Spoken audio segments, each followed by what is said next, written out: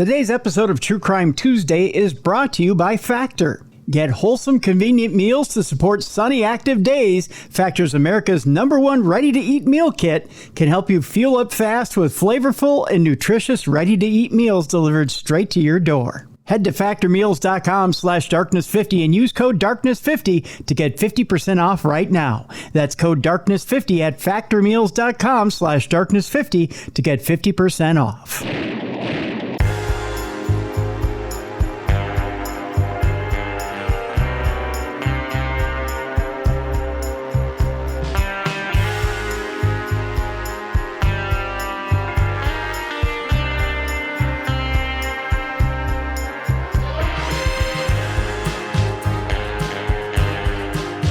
Welcome into the best in true crime podcasting. This is True Crime Tuesday. I'm your host, Tim Dennis. Have a very interesting show for you today, folks. It's very rare that we go international, but we're going to go international today, and we're going to talk about a situation that happened throughout the 80s, into the 90s, and even into the 2000s, into the early 2000s. A situation that a lot of you may be familiar with within the Middle East, and even carries over here to the United States into our own DEA department. Our guest today is Miles Johnson. He has a book out there that I read over the weekend and had an interesting time, but a very, very good book, an intriguing book. It carries all the way from the Middle East to Italy, and man, we just have to get into it with Miles in order to go all over with this book and tell you about it. Because you're not going to believe the twists and turns in this book. Of course, we're not going to give you the entire thing, but man, once we whet your appetite for chasing shadows, you are going to want to pick up this book. I'm guaranteeing you that. The name of the book, Chasing Shadows, a true story of drugs, war, and the secret world of international crime. Miles Johnson is our guest. Miles Johnson is an investigative reporter for the Financial Times, and over a decade of working at the Financial Times, he has previously held roles as the Rome correspondent, capital markets editor, investment editor, and hedge fund correspondent in London. He's also reported on the European debt crisis as Madrid correspondent and on finance from New York. Let's welcome in to True Crime Tuesday, Miles Johnson. Hi, Miles. Hi. Thank you for having me on. Well, thank you for being here, my friend. I appreciate it. Chasing Shadows. Wow. All I got to say is wow.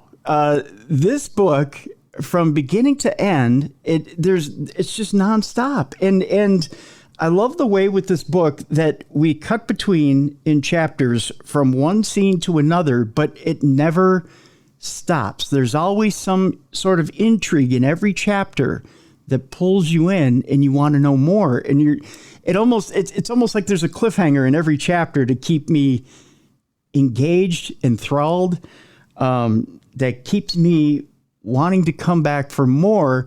And at the end of the book, I'm almost like, there's an eventual end to everything, of course, with everything, but the stories are so fascinating. Tell me, first of all, Miles, how you come across this case and how is it that you decided you wanted to write about this? Well, really, look, thank you so much. It's really wonderful to hear you say that about the book. I mean, it's something which was really important in the writing of this book is that, as a writer, I really want to focus on never taking the reader's attention for granted at any moment. And so, the fact that you say that, you felt that way in each chapter is really, really amazing to hear. Thank you so much. This book stemmed out of reporting I was doing into organized crime in Europe. And organized crime in Europe has undergone something of a kind of interesting transformation over the last sort of 20, 30 years, because obviously there's these world famous sort of European organized criminal groups, obviously most famously, the Italian Mafia, the Sicilian Cosa Nostra. But in the sort of last, 10 to 20 years, you've had quite an important pivot in the global criminal economy, where suddenly Europe has become really, really, really important in terms of a really, really major market for cocaine. So obviously, traditionally, the sort of thing which your, listeners will be familiar with is, Latin American cocaine cartels and sort of the stories you'd see in Narcos and, these figures like Pablo Escobar and, the big Mexican traffickers, Chapo Guzman and these characters. But what occurred sort of over the last sort of 20 years or so is that it actually became quite problematic for Colombian cartels to ship stuff into the United States. I mean, they very much did. It was a massive part of their business, but there was a very aggressive response from US law enforcement. So, the DEA made life very, very difficult in terms of if you were a Colombian trafficker, you knew, American law enforcement would come after you if you were shipping stuff into the United States, and you knew you faced a very big risk of being extradited and sent to an American prison. And also you had the fact that the Mexican cartels controlled the real estate, the border, one of the most important parts of the value chain. And so there was this movement that was sort of over time, it didn't happen overnight, but basically at that same period of time, people realized that you could ship the cocaine, which in Colombia, and you could ship it to Europe, where the price was often twice or three times the price that you could realize in the United States. And you would kind of fly under the radar a bit. You would be less likely to attract the attention of US law enforcement. And at that time, European law enforcement didn't really have that much experience in dealing with these big transnational criminal groups. And so the sort of birth of the reporting for this book was seeing what was happening in Europe, where you've had this huge explosion in the European cocaine industry, where the actual sort of market for cocaine is close to overtaking the United States, which I think something is people often surprised about. And in that market in Europe, you have had this extremely weird kind of combination of unlikely alliances between groups who are sort of, for various pragmatic reasons, or sometimes knowingly, sometimes unknowingly, working together. And that's what was sort of the start of the reporting process for this book. This book gets very involved in the fact that not only are we dealing with international issues, but now the DEA gets involved. And right away, we start off with Jack Kelly, who's a agent for the DEA. And the DEA is trying to figure out how to work RICO laws in and start enforcing things overseas. And it's Jack Kelly's work that is trying to get things done overseas so that we don't see it on our shores. Am I pretty much summing that up correctly? Yeah, so there was a really interesting evolution in the sort of role and approach the DEA, where it always, the part of the DEA has always had to deal with people operating abroad, because the cartels in the 1980s and stuff were all abroad. They're not based in the United States. So there's always been a sort of foreign component to the DEA's activities. It's had big foreign offices and networks. But after sort of 9/11 and then the war on terror, the sort of jurisdiction of the DEA was expanded. So you had these new sort of narco terror laws, which effectively meant that US law enforcement could go after anyone who was deriving a sort of what they would call a pecuniary benefit from dealings with what the US classified as a terrorist organization. So this opened up a massive new world of targets for the DEA. And this meant that you had a sort of transformation in the approach where suddenly, there were divisions in the DEA, so the part which I focus a lot in my book, which is the Special Operations Division, they were going after these sorts of international super criminals, kind of figures you would see in a James Bond movie, some of which are, like Victor Bout, the famous Russian arms dealer who was recently swapped in the prisoner swap with Brittany Griner, so was back in the news, but, other figures like Monzar Kassar and, who's these famous kind of infamous and seemingly untouchable shadowy figures dealing weapons and sort of, feeding armed conflicts in all sorts of corners of the globe.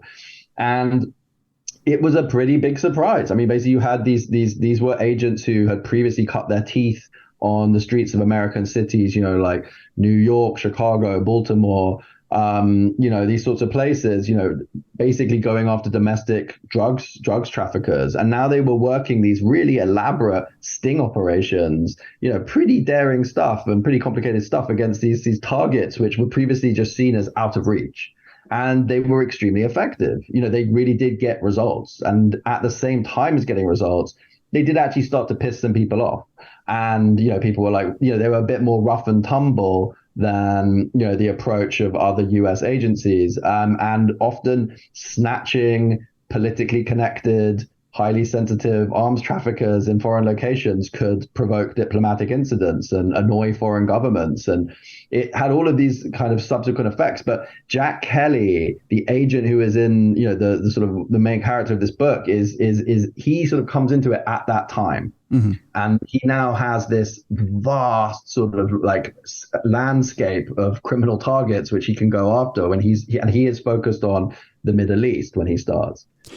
And it's amazing that, and the intrigue, part of the intrigue of the book, and I don't think I'm giving away too much here, is that Jack Kelly is trying to work initially with other agencies when it comes to some of the villains in our book, and trying to say, hey, we all can work together here in order to round up some of these villains. And he's getting a lot of pushback, which to me, I can't wrap my head around. But I get that there's individual organizations that want their credit, they want their day, they want to get their villain, they want to bring them in.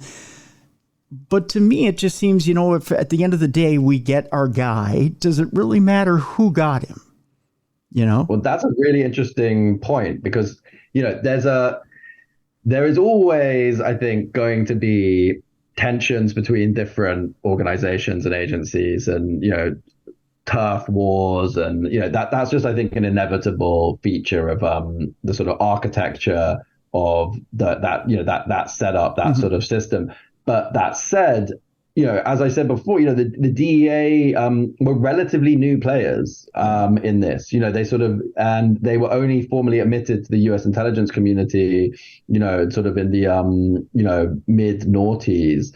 And other agencies were probably, there were a number of people who were sort of like, well, why are they doing this? In the element of like doing things in abroad, in foreign locations, which is obviously how I kind of got into this area, was because the DEA have done some absolutely fantastic and very interesting operations in Europe.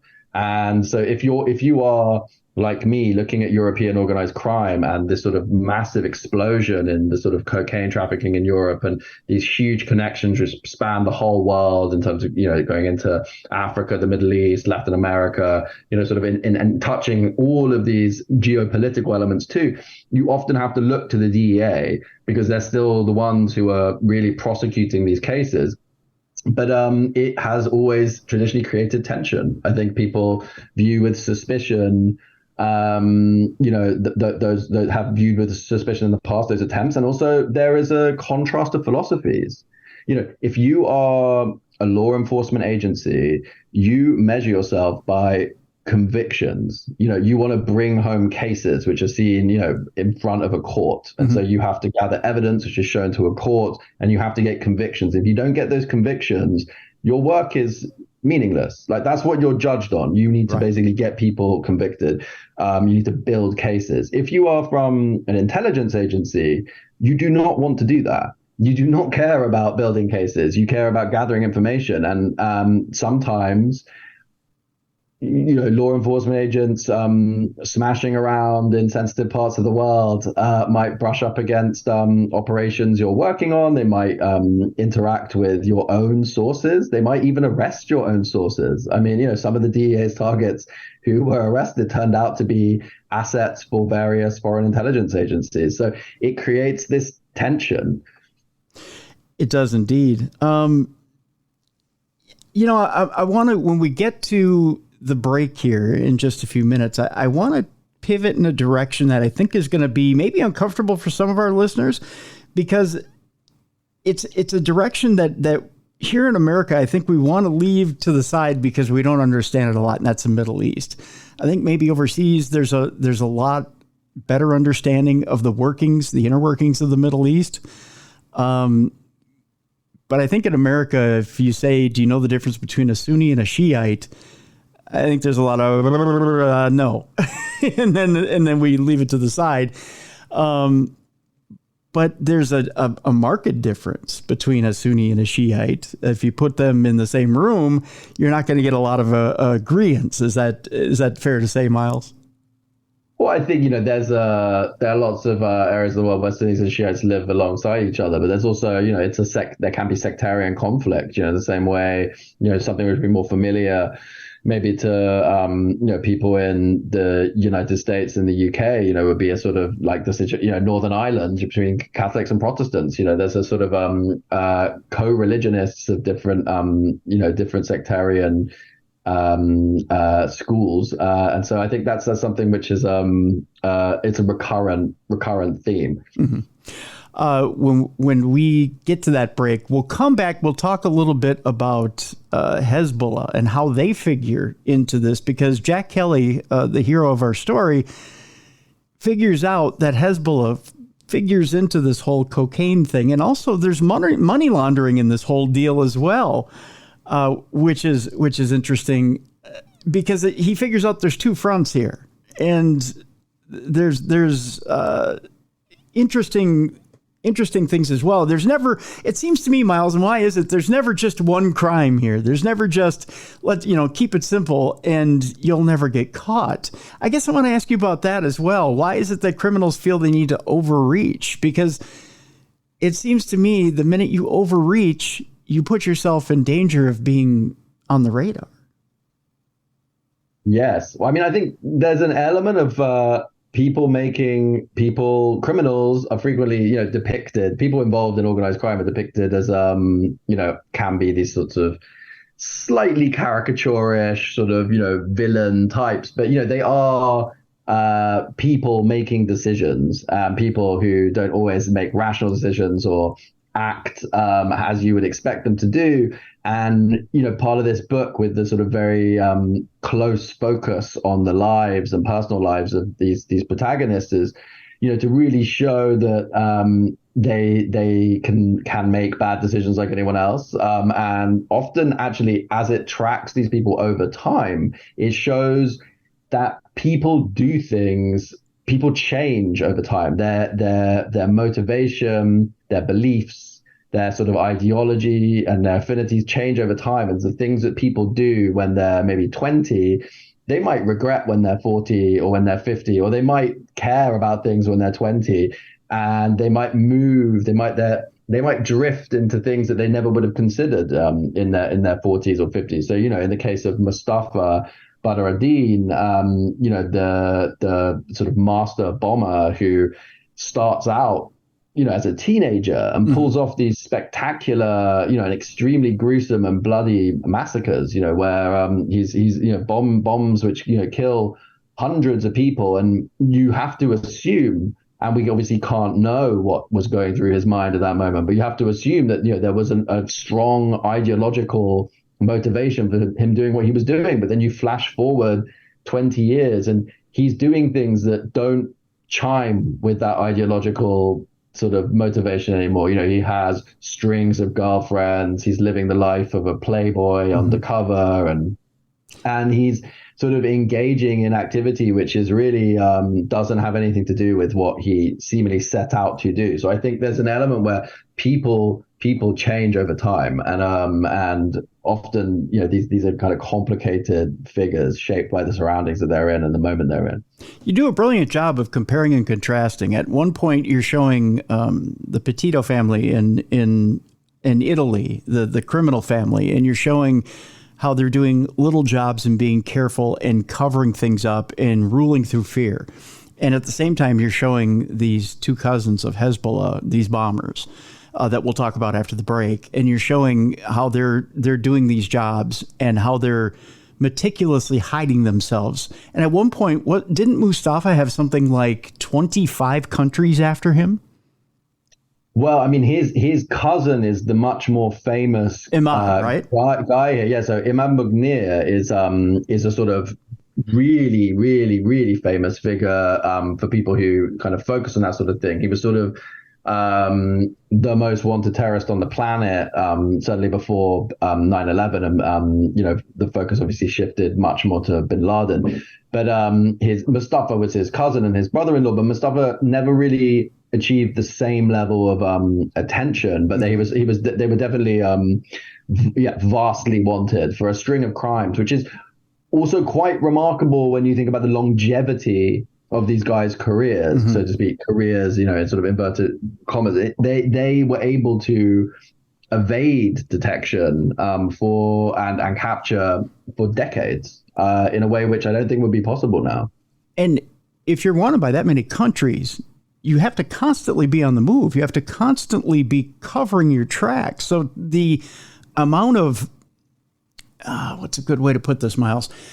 The amount of detail you have to have in order to cover one's tracks has to be immense. You always have to be on your guard. You always have to know what the next move is. You have to be 3 steps ahead of yourself, and then you have to know 3 steps behind where you've been in order to cover that. And you have to, the amount of paranoia there has to be immense. I mean, you just have to, I can't imagine living that. You have to be beyond type A as far as the personality goes in order to live that lifestyle, wouldn't you think?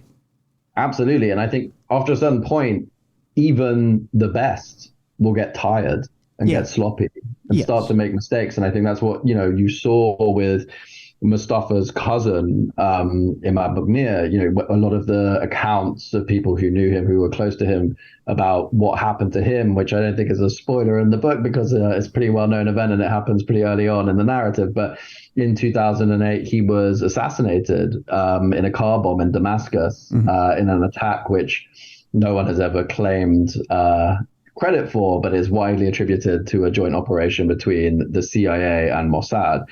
And it was, a very meticulously planned, targeted assassination of a guy who they'd been looking for decades. But he got sloppy. He started to use the same apartment. He felt that he was in Damascus and could be safe, without anyone really watching, because Damascus is a very, very difficult place for foreign intelligence to operate.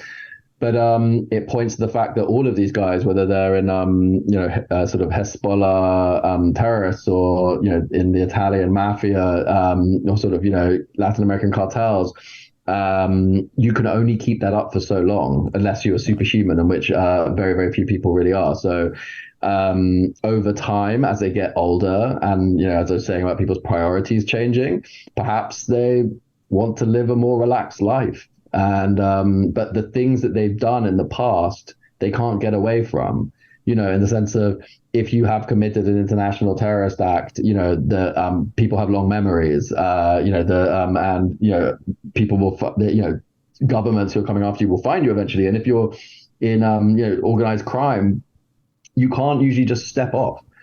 It's very hard to retire, and it's sort of so deeply rooted into your life and your family, as we see with Salvatore, the Italian mafia boss in this book, that you can't ever afford to be slack. And eventually, if you are, that's when bad things will happen.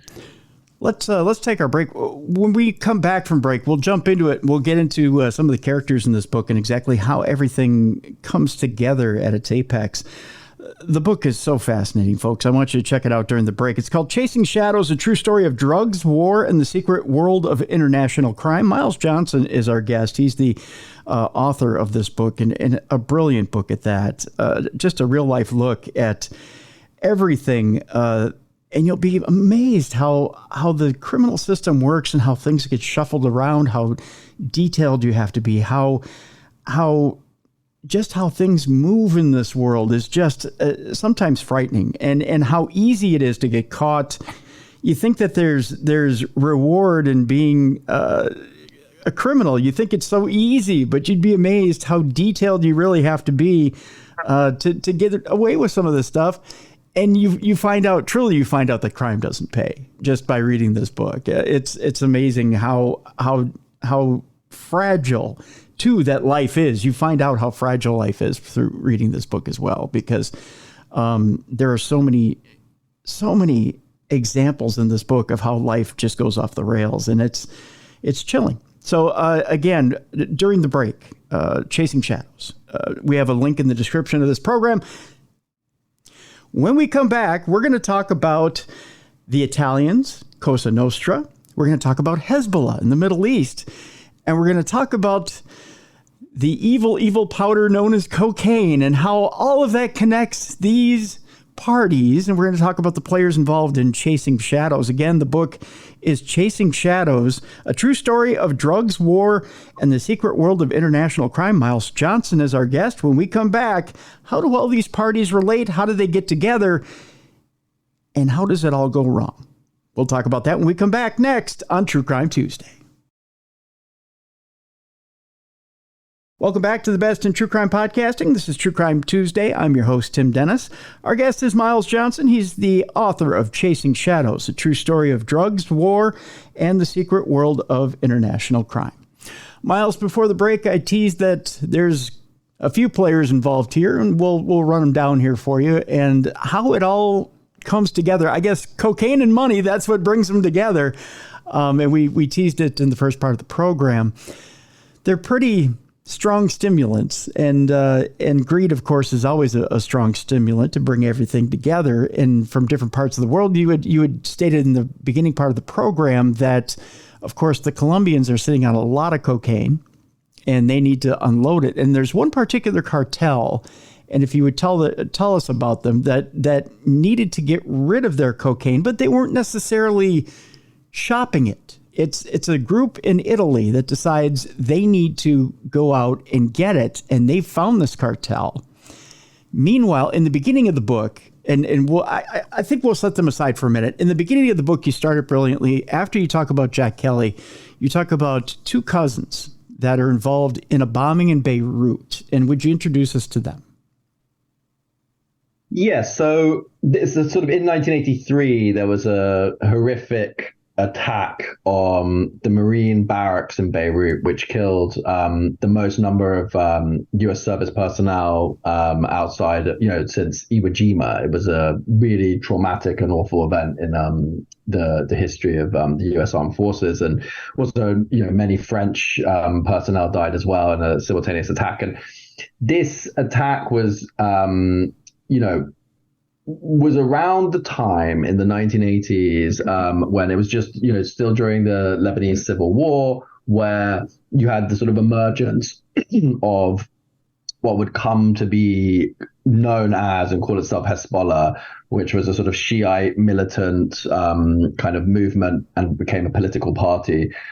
Now, the reason why that is relevant to this book is because actually, we have to flash forward many, many years into the future where, sure. Your listeners will be familiar with, the Syrian civil war. Mm-hmm. And so, you had a conflict where, it became very well known because of the role of ISIS, where, you had this huge civil war in Syria, absolutely horrific, terrible human cost, and huge amounts of civilian casualties, where there were various sort of forces fighting to topple Bashar al-Assad, the dictator of Syria. Mm-hmm. And, ISIS was one of them. And ISIS very much got global attention due to the horrific nature of ISIS.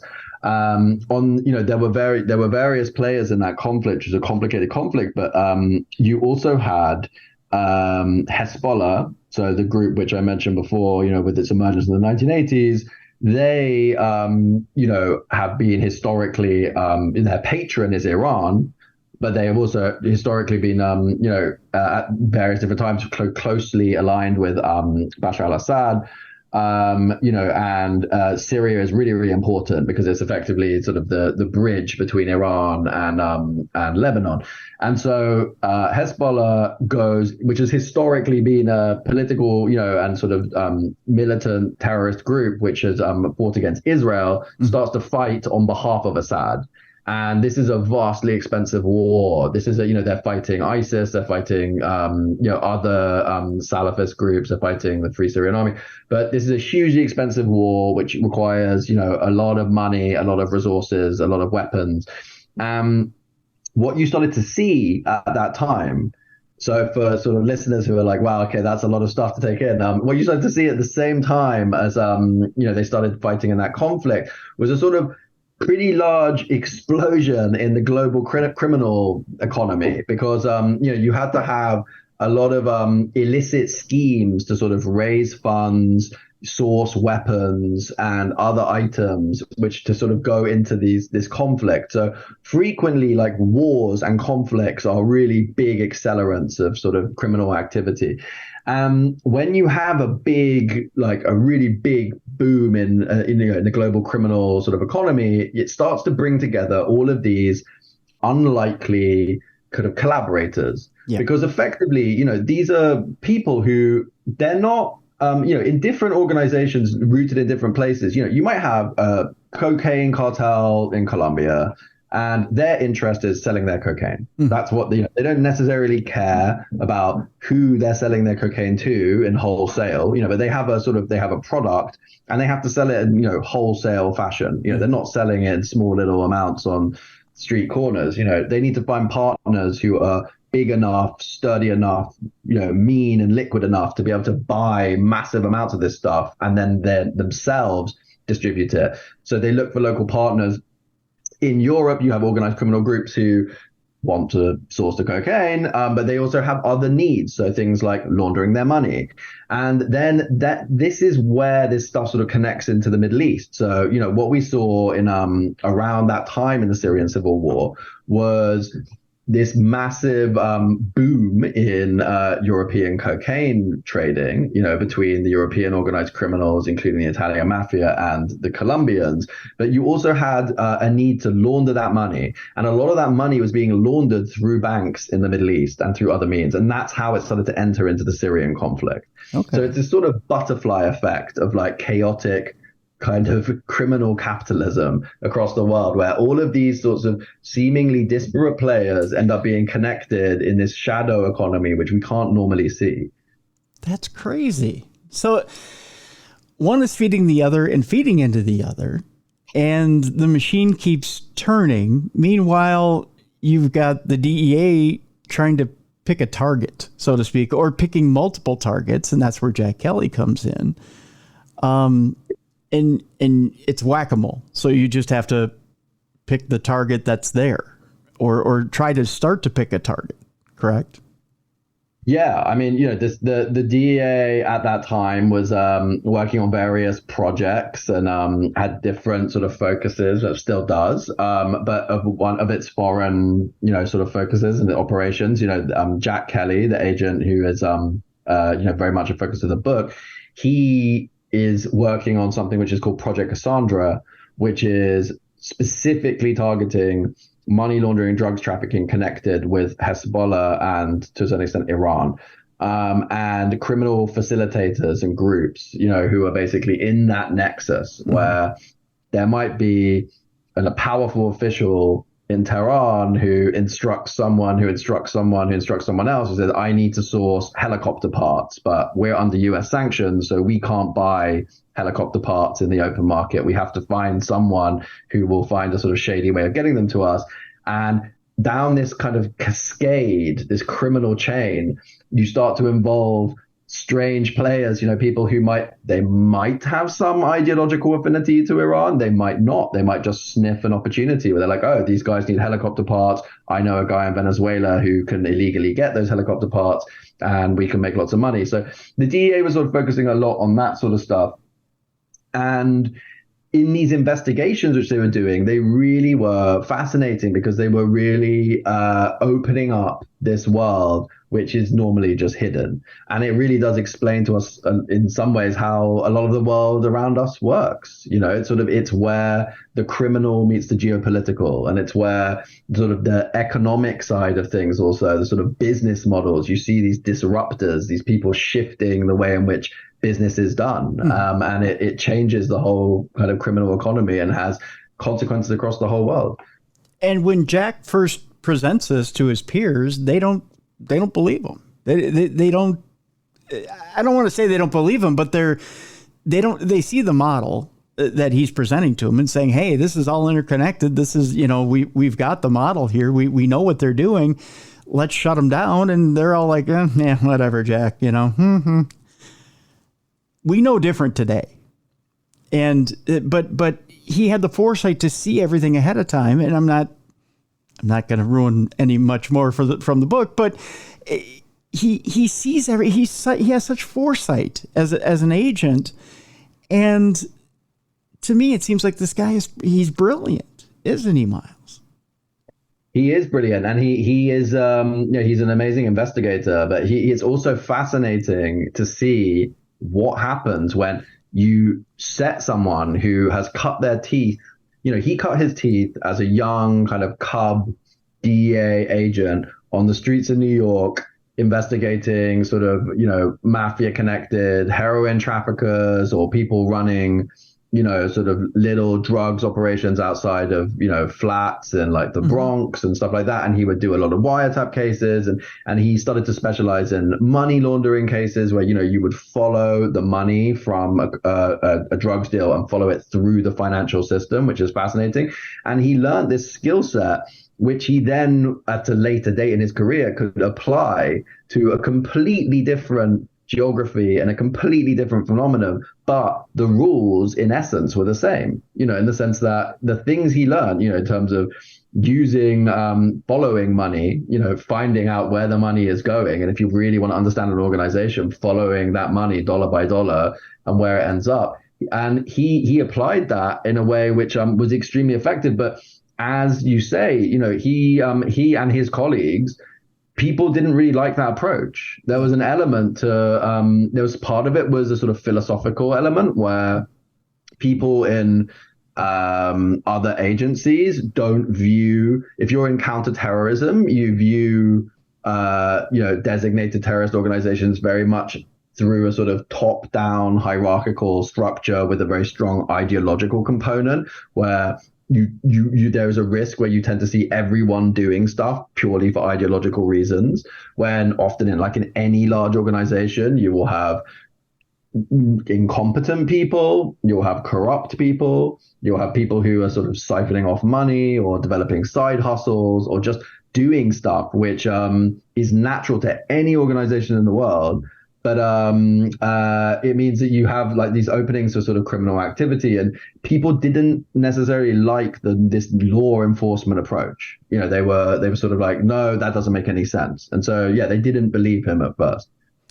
Very much so. One of the more fascinating parts of the book, and again, we touched on this a little bit in the first part of the program, was the fact that Imad could get away with getting through life in different disguises and getting it's the perfect spy novel in that he can, shouldn't say spy novel. He's not a spy. He's a terrorist, but that this terrorist can get away for so many years and cover his tracks. And you cover it so brilliantly, how he gets away one time after another in different disguises, in different personalities and different names. And it's like, poof, he's gone with the wind.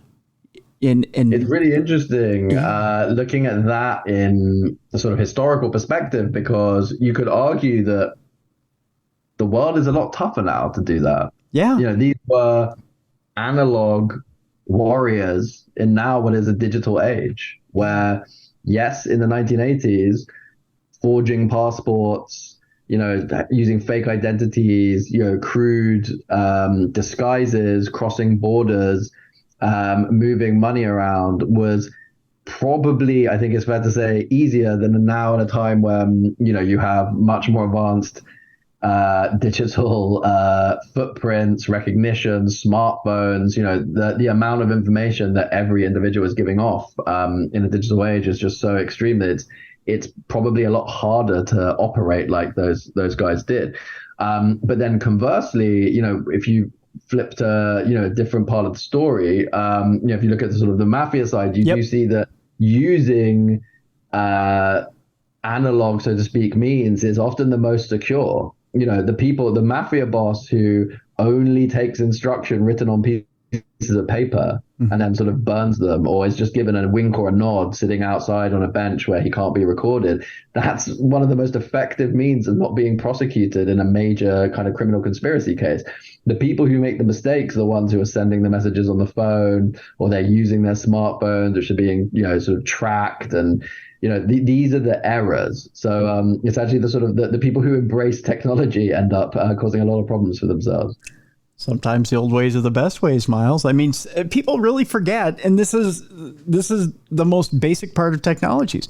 Our cell phones are transmitted on radio waves. They're the most easiest things to intercept. They're public airwaves. So you know, if you're going to be, you don't even have to be tapped. Your cell phone doesn't have to be tapped. Your phone conversation can just be plucked out of the airwaves, and that's it. Yeah, I mean, this book is very much enabled by technology because, 40 years ago, it would not have been possible for law enforcement to surveil these criminals in the way in which they did in this case. So, I was extremely lucky to be able to draw on this massive amount of source material from this big mafia investigation where there are literally thousands and thousands of pages of constant recording and of these people in their houses, in their cars, from tapping their phones, from even doing things like putting microphones in rocks outside people's houses, and they just think, oh, it's just a little rock or something, and they don't notice it. And the amount of things which are done to sort of surveil these people at all times is immense. And that was something which was all later put into court documents that I could draw on, and that wouldn't have been possible 30 or 40 years ago. We never would have been able to tell what these people were saying, when they just lost their massive cocaine shipment and were sort of, stressing out in the kitchen of their mistress about, what they were going to do. Like, these are conversations that never probably would have been captured. Let's talk a little bit about the Italian side, because the Italian side's incredibly interesting. There's a lot of drama there, and about the Italian-Colombian connection. You have the Pititto family. Why don't you introduce us a little bit to the Pititto family and what exactly is their role in Chasing Shadows? So the Pititto family are from a region in Italy called Calabria, which is the sort of toe of the boot of Italy. Mm-hmm. And up until the sort of more around the turn of the millennium, Calabria wasn't so famous for its organized crime because it was always overshadowed internationally by the Sicilian Cosa Nostra, which were obviously hugely famous and obviously, effectively kind of embedded in Western culture through, huge films, and everyone knows what that is. Whereas what happened is in the 90s, the Sicilians really sort of started to take some big hits. The Italian state really cracked down and went after them and effectively won, basically crushed the Sicilian mafia, and it's now a shadow of its former self. But at that time, the Calabrian organized criminals just over the Straits of Messina, they were able to seize an opportunity. Effectively, they could, they were already very embedded in their local areas, but things which made the Sicilians rich, which basically international drugs trafficking and forging relationships with cartels in Latin America and other suppliers, the Calabrians could take that over. The big difference between the Sicilians and the Calabrians is that the Calabrians it's not a unified central structure. There's not like a sort of top boss who controls the entire organization. It's lots of family groups. Okay. And some families are bigger than other families, and some families are richer and more powerful than other families. But it makes them very effective because unlike in the Sicilian mafia, you pretty much can't join unless you are related by blood or you marry in. Oh. And so it makes it very difficult to infiltrate for police, and it makes people very loyal. And it's an effective structure. It's also very difficult to combat because if you arrest the dad, then there's an uncle to take over, or there's a son to take over, or, it makes it very enduring structures. And the Pititto family, the family in this book, they're not a top tier family. Okay. They are a sort of, second, maybe third division family who have watched the families around them get really rich and really powerful. And they want to get to that level. They want to somehow become as powerful and as rich as the other crime families around them. And they effectively, they make a bet. They gamble on, they risk everything to pull off this huge and vastly risky transatlantic cocaine deal, which if it goes right, they will become hugely rich, and they will become, and with that wealth will come power and respect, and they will extend their name and outside of the small town they sort of rule over. But if it goes wrong, then they will be destroyed. And so they effectively are at this crossroads when we meet them. Salvatore is a very interesting character in the book, in that he's got to seem to hold up the family, but he's got a lot of personal issues he's got to hold up as well. He's put himself in a pickle the entire time. He's got it seems like he's kind of, I don't want to say he's the Tony Soprano of the family, but he really is the guy who has to balance all fronts, isn't he? Yeah, so Salvatore, he is the cousin of a man called Pasquale Pititto, who was really the guy who got them started in the 1980s, by kind of effectively emerging, as you would kind of, in these sorts of mob, films or whatever, starting out as sort of street punks almost, people, robbing trailers, extorting businesses, and eventually moving on to carrying out hits on, rival gangsters on behalf of more powerful bosses. And that's sort of when they're in their teens and early 20s. And Pasquale sort of builds the family into something, fairly important. But then he is shot in an ambush. He is put into a wheelchair, and he is also convicted and sentenced to life imprisonment for murder. So he is allowed by the Italian state to stay in his house under house arrest because of his health problems. But basically that leaves his cousin Salvatore as the guy on the outside. He is not the head of the family, but he is the person who effectively is in day-to-day control of what they're doing, because his cousin is no longer really allowed. Well, he can't leave his house. So that's sort of, Salvatore has this complicated issue where he also has a mistress, and his mistress is a Ukrainian woman by the name of Oksana. And Salvatore's wife is not happy about that. She is very, very upset about the fact that her husband has a mistress. It's sort of having to reconcile her life to this, where she sometimes erupts in furious anger, but also maintains loyalty to the family structure. She sticks around, and she participates in the kind of criminality. And then they also have their children. Salvatore has these 3 boys who are effectively being groomed as the next generation, the successors. And everything he does, in his eyes, he sees as doing it for the benefit of his family and his family's honor. But obviously the horrific irony of this is that the things he thinks he's doing to help his family, to make his family great, are actually the things that will end up destroying his family. So you've got Salvatore balancing everything very carefully, and they want to make this big move. They've got to make this big move in order to rise up and be a comparable family in Italy. They come across a source that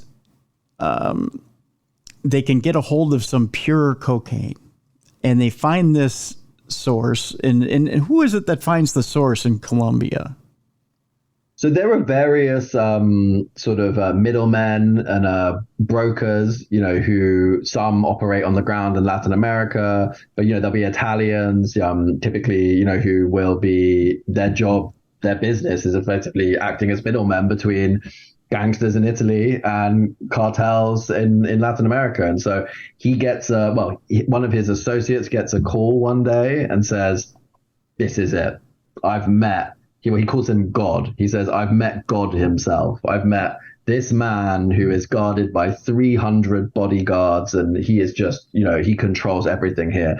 And so they make this major breakthrough in terms of meeting really top players in the sort of ecosystem of Colombian drugs cartels, and then things sort of move on from there.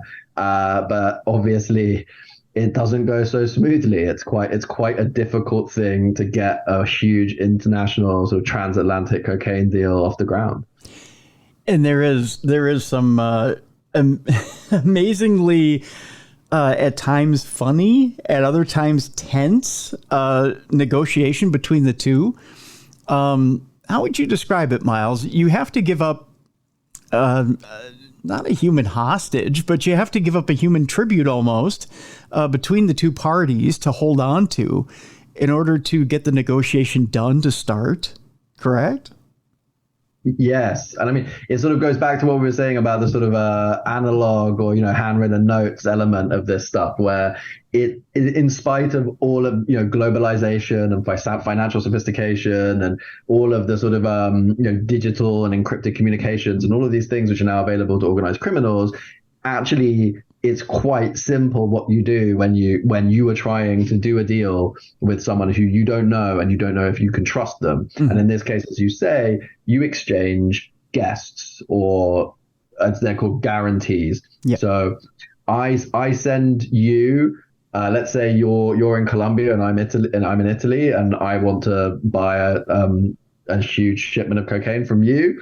You need to make sure that you can trust me, as in I'm gonna pay you, and you're not going to ship the drugs and I just run away. And I obviously have to be able to trust you that you're going to ship me the drugs. So there is an element where obviously we are criminals. I can't sue you. If you rip me off, I can't go to the police and say, oh, this guy's stolen, tens of millions of dollars from me. And so the simplest way is I send you one of my guys and you send me one of yours. And they stay with the other side until the deal is finished. And if something goes wrong, the sort of awful nature of this is that their job is effectively to be murdered. They are there to show the other side that if you do something wrong, we will kill the person you've sent to stay with us. And so it's a sort of very crude way of keeping each side honest. And in between the two, I mean, in Colombia, you've got the Italian man Osvaldo, right? Osvaldo, who's being held by the Colombians, who should things go wrong, he's going to be taken to the mountains, so to speak. You've got the captain, on the other hand, who seems like he's a little devious on both sides and could fumble a deal at any time, who's being held by the Italians at Oksana's apartment originally, who... let's just say he's not the best guest in the world, and is not. He's kind of outstaying his welcome, to put it mildly. So you have a lot of tension everywhere, and it makes for a very interesting part of the book. Speaking of, I want to touch on this particular person in the book, because you want to talk about players in the book who have a huge role and really define tension in a book, and that is Oksana. And I want to talk briefly about her.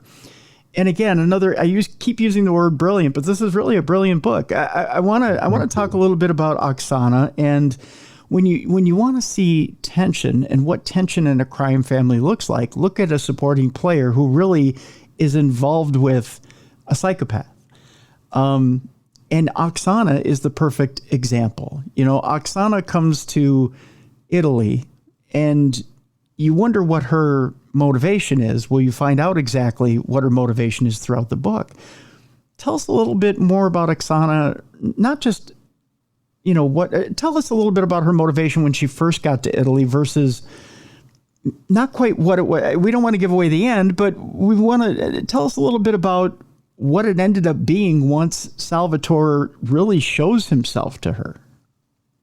Yeah, so she for me was a really fascinating character, and without wanting to give away any spoilers, is obviously a very important character in the book. But she is fascinating in the sort of moral ambiguity of her character, where, as you say, she arrives as a very young woman from Ukraine and arrives on the recommendation of a friend from back home and travels to get a job in Salvatore's town and meets Salvatore. Salvatore takes a very strong interest in her, and it's sort of very clear to anyone else, he basically says, if I can't have her, nobody can. He effectively marks her out and warns anyone else off from her.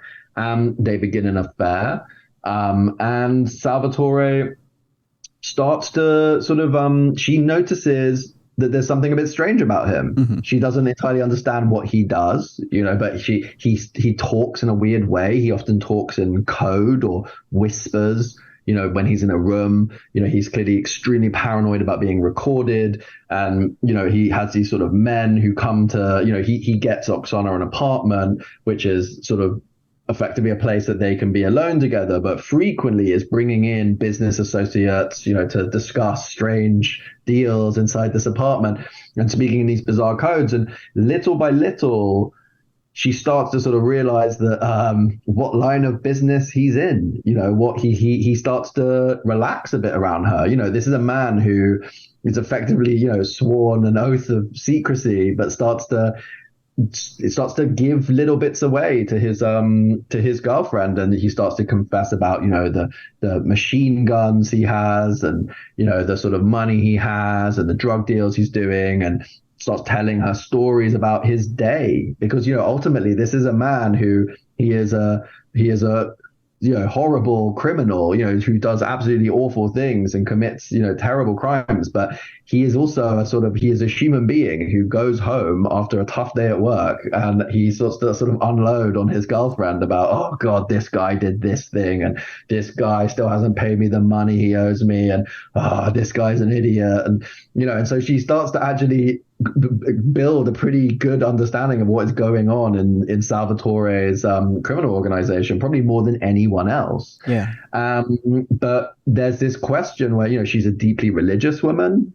She prays very regularly. She clearly has a moral conscience. She's someone who, and also clearly loves him. She prays for him. She prays for his safety. She cares about him. There's this complex element where, to what extent is she is a victim because she's trapped. Salvatore does awful things. He beats her. He screams at her. He treats her terribly. She lives this terrible kind of halfway life where she depends entirely on him, but he can never really be hers because he has a wife and he has children. Yeah. And she's not from Italy. She wouldn't be accepted as his wife probably by his community. Mm-hmm. But she can't ever really escape. But at the same time, she does clearly love him and also starts to talk to him about his deals. And to what extent does he then become a protagonist? She is a victim, but then she is also, to a certain extent, a protagonist where she's sometimes seemingly egging him on or encouraging him or helping him strategize about, how he can pull off this deal. So she is a very important and a very decisive and complex character. To me, it seems like, and there's one line in the book that tells me everything. To me, it almost seems like Salvatore's keeping her like a pet. That's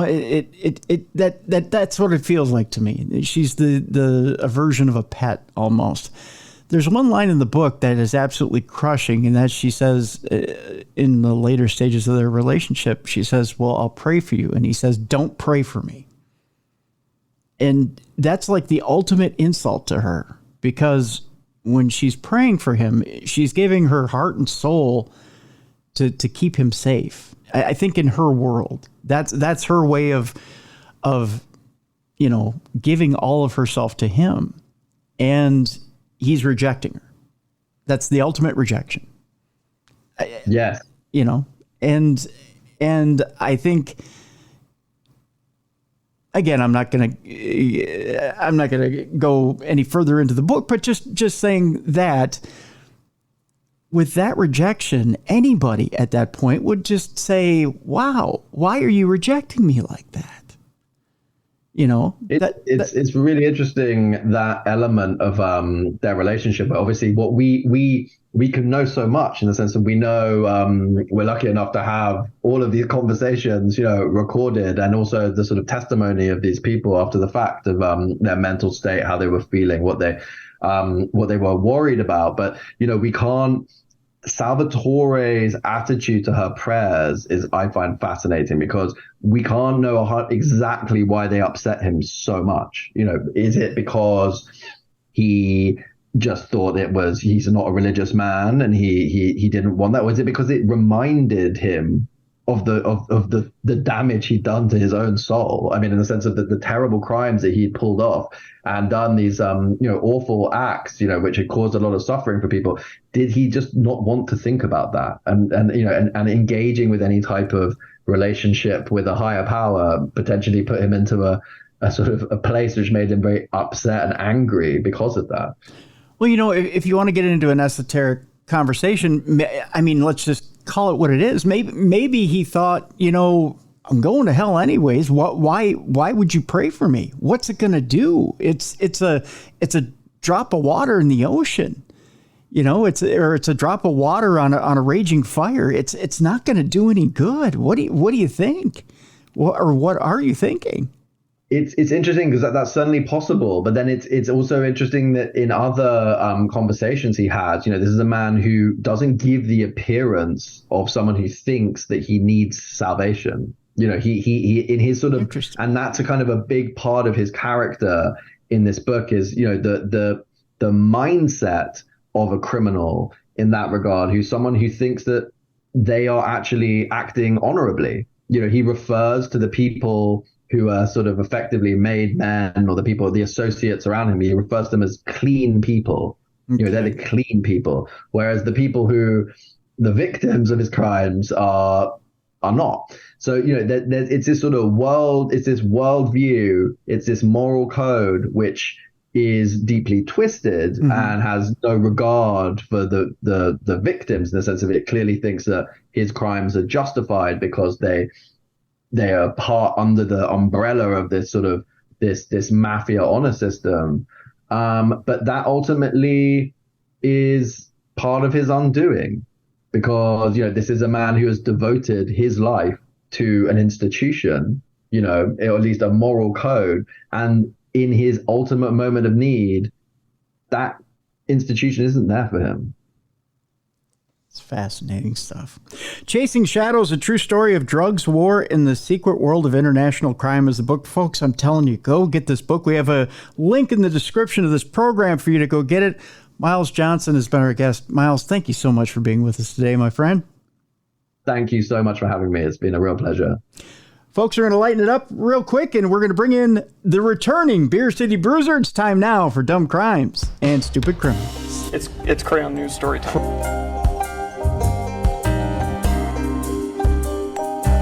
What happened with this dude, Christ Bearer? I heard he cut his penis off and then jumped off a balcony. Suspect pulls gun from butt, shoots twice at Denver police. What is your emergency? I need help. And what's the problem? I'm too high. You're too high?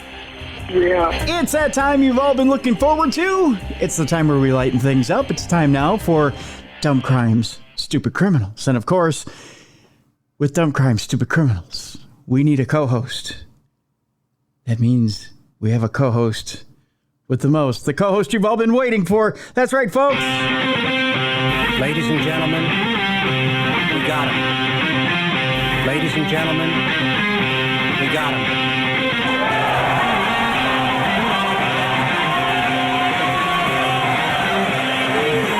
That's right. He's back. And not like back as in like a canker sore type back. He's back as in he's waiting in the corner. He's got one hand on a tag rope. He's got the other outstretched. He's waiting for the hot tag. It's about time we bring him back in, ladies and gentlemen. Here he is, the co-host with the most, the BCB, the Big Cuddly Bear, Beer City Bruiser. Hello, is this my time to come in? Yes, it's finally your time to come in, yeah. I am back, and I'm happy to be back. Everyone has been missed. Tim, I've missed seeing your beautiful, smiling, shiny, bald head. The one that blinds you. And it's great to be back. I'm on the mend. I'm doing great, and I want to thank all the listeners for reaching out and sending me their healing prayers and thoughts. It's working. and for you, for the wonderful birthday gift, you treated Mrs. Bruiser and I to a dinner, and it was amazing. I didn't ask for any praise, but you're very welcome. Thank you. I hope you had a very happy birthday, my friend, and we've missed you so much on the show. You have no idea. The amount of correspondence I got with when's Bruiser coming back was amazing. And I just said, just be patient. Healing takes time, and it was I don't think people knew how beat up you were, but yeah. And the number one promise I made to Mrs. Bruiser, my kids, to yourself, all my friends, was I was going to take this surgery seriously. Mm-hmm. I wasn't going to rush anything. I was going to make sure that I followed the doctor's orders. And I was going to listen to my body because the old Bruiser would rush back because he has to get back in the ring and do all that. Well, nope. This time I made a promise to everybody, and I'm a man of my word. And I've been listening to my body, and I've been talking to you, letting you know, hey, I'm not there yet. I can't sit too long. I'm not there yet. Give me time. And you're like, okay, cool. We'll handle this. And now I'm back. It was a major surgery, and I had to get used to that feeling of that. I underwent a major surgery. Oh yes, You've seen the X-ray pictures. I sent them to you. Oh yes. I haven't made them for public yet because I don't know how to put a sticker over my X-ray junk. Yeah. But my friends and stuff, I sent it all to them. But the way it worked was the surgery was supposed to be an hour, and it ended up being an hour and 45 minutes. Because when he got in there, I had 2 bone spurs the size of his fist that encapsulated my femur head. And he had to use a chisel to knock those out. And you can see them on the x-rays. I remember you saying that. You pointed it out. And I was like, oh, my gosh, Tim's right. You can see them right there. Yeah. And so he had to move muscles around and all that and chisel that out. And that's why it took an hour 45. And the funny story is he came out and he's letting Mrs. Bruiser and my parents know surgery went well. He's okay. Told him about the bone spurs, and he goes, I don't know how he walked in here today. And Mrs. Bruiser goes, why? He goes, we couldn't move his leg to put it in the stirrup. Because, you have to put in a stirrup to adjust it so I can do the cuts and put the metal pieces in there. And he says, we couldn't physically move it. We're like, we don't know how he walked. And she goes, well, he walked in here, and on Saturday he wrestled a 40-minute match, and on Sunday he wrestled a 25-minute match. And the doctor went, he wrestled on this? She goes, every weekend since he's spoken to you. and he was blown away. Yeah. But I woke up and Mrs. Bruiser goes, how are you? And I'm like, I'm good. I'm in a different kind of pain. But I feel great. Now here I am back. I'm not 100% yet, but I'm about 80%. I'm moving well. I'm feeling good, and I'm so happy to be back talking with you and being able to reach out to our listeners and say thank you, guys. Thank you for everything. Well, I don't know what to say other than the amount of gratitude I have for you is just it's off the charts. And I'm so glad that you took the time to take care of yourself on this surgery. That was more important than anything else, because I know the mentality of get back in the game as soon as possible, because it's not just limited to what you do for a day job. I do the same thing. I do the same thing with this job, and it's play hurt, play sick, play whatever, just to get the product out. And this particular surgery that you had, like you said, was a major surgery, and that body part was more than worn out. It was done. It was, the way you put it to me was that bone was necrotic. It was dead. Yeah. Yep. Everything inside that hip was dead. And then because of all the bone spurs I had, it would lock up. And I didn't realize, this because you're in pain. You deal with pain on a daily basis. You don't realize how much pain you're in till you're out of it. Yeah. And I never realized how much pain I was in until a couple days after surgery, when I would do something where normally it would be just a task to, like putting my shoes on. You know, it was next to impossible to do. Yeah. And then I did it, and I'm like, man, I dealt with that for 8 years. You know, like what? Yeah. And it was, you don't realize it though, because like you said, show must go on. You're pushing forward. You're trying to do it, and you're doing whatever you can to deal with the pain. But on the other side of that, you're trying to put food on the table for the family, and you're trying to make ends meet, and you're trying to, and you know, that's what you do. That's what you love. You're doing what you love for a living, and people don't understand that either. If you told them, you know, you could do what you love for a living and get paid for it, you know, and that's trading that in, you know, well, for a little bit of pain. Sure. Yeah, I'll do it. You know, without question. Yeah. And what you determine is a little bit of pain because you get that pain tolerance going, and you know, you learn to live with it. I think everybody would do it in a second. Yeah. And the new task that I have now is, like you said, is listening to my body, because I never listened to it before. Yeah. I would listen to it and blow it off. And now it's listen to your body. And before it becomes too painful, like if I'm doing my PT exercises, before they get too painful, okay, slow down, take a break. Mm-hmm. You know, and my daughter, my youngest, said to me after my surgery, we were FaceTiming, and she was checking on Dad, and she goes, Dad, I just want to thank you. I said, for what? She goes, for the amount of pain you were in, you still made every booking. You still recorded with Tim. You still made every autograph signing. And I was able to live a very good childhood and go to a very good college because of that. And I said, well, that's what parents do. You know, that's just what we do. And she goes, well, I'm now telling you, for your recovery, we're going to do for you what you did for us. And if you need anything, you call us and we'll come on. And that's when I realized, you know what, I have some pretty good kids. Yeah. You know, because some people could take that for granted, you know, Dad's on TV and all this stuff. But no, they took it to heart. And, you know, if I need them here tomorrow, they'd be on a plane and be here, you know. That's wonderful. That is wonderful. Yeah. And my son, just to update on him, he's safely back from Korea. He was stationed in Korea for the Army. He's safely back in the stateside, and he actually got back in time to FaceTime me after surgery. So it was a great feeling. I wasn't expecting it. I guess the family had planned it. They knew it'd put a smile on my face. Oh, wow. And the day after, when I was kind of still out of it, but not so much, he called, and I was like, well, how's Korea? He's like, well, actually, Dad. And I was like, oh, and it brought a tear to my eye. Oh, that's amazing. That's great. Yeah. That's great. That's another great surprise. Well, there you go. Wow. Well, we are so very happy to have you back. I mean, I'm sure everyone's got a smile from ear to ear right now too, that you're back and almost ready to be back in the saddle. It sounds like we're going to not try to have you in the saddle very long today, because I know it's still a little painful. So we're going to try and get through our stories in a relatively short amount of time today.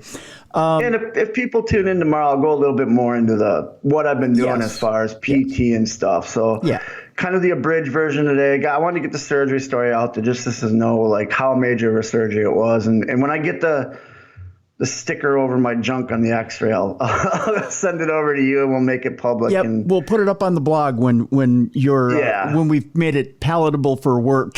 We'll put it that way.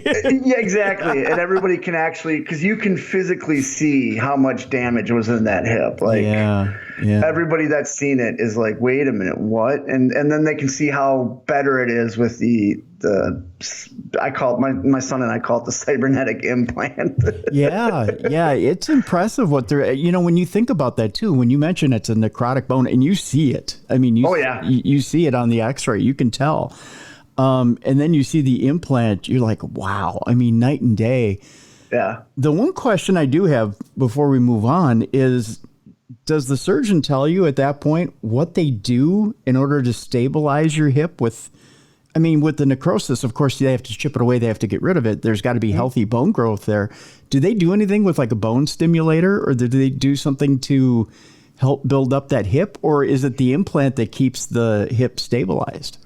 So what he did is the hip implant is actually into my leg bone. They cut it down to where there's healthy bone, and they drilled a hole, and they actually put the implant in the healthy leg bone. And then if you look too, there's screws up inside the upper part of the hip. And he said once he scraped down to the healthy bone, they do little holes in there, because what that does is that encourages healthy bone growth.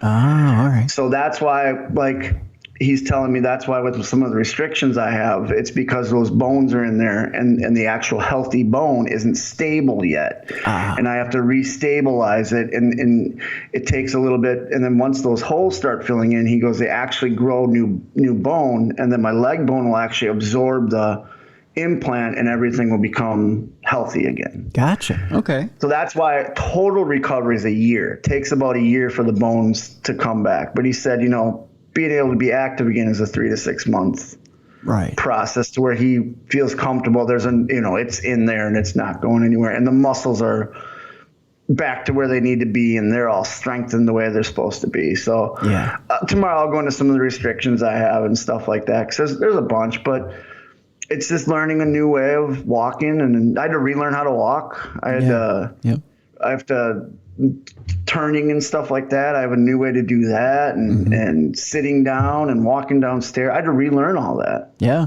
It's humbling, isn't it? It is. But when he described it as, and what I liked about my surgeon is he told me that this is why recovery is this long, is because we're doing this, and you had so much dead bone.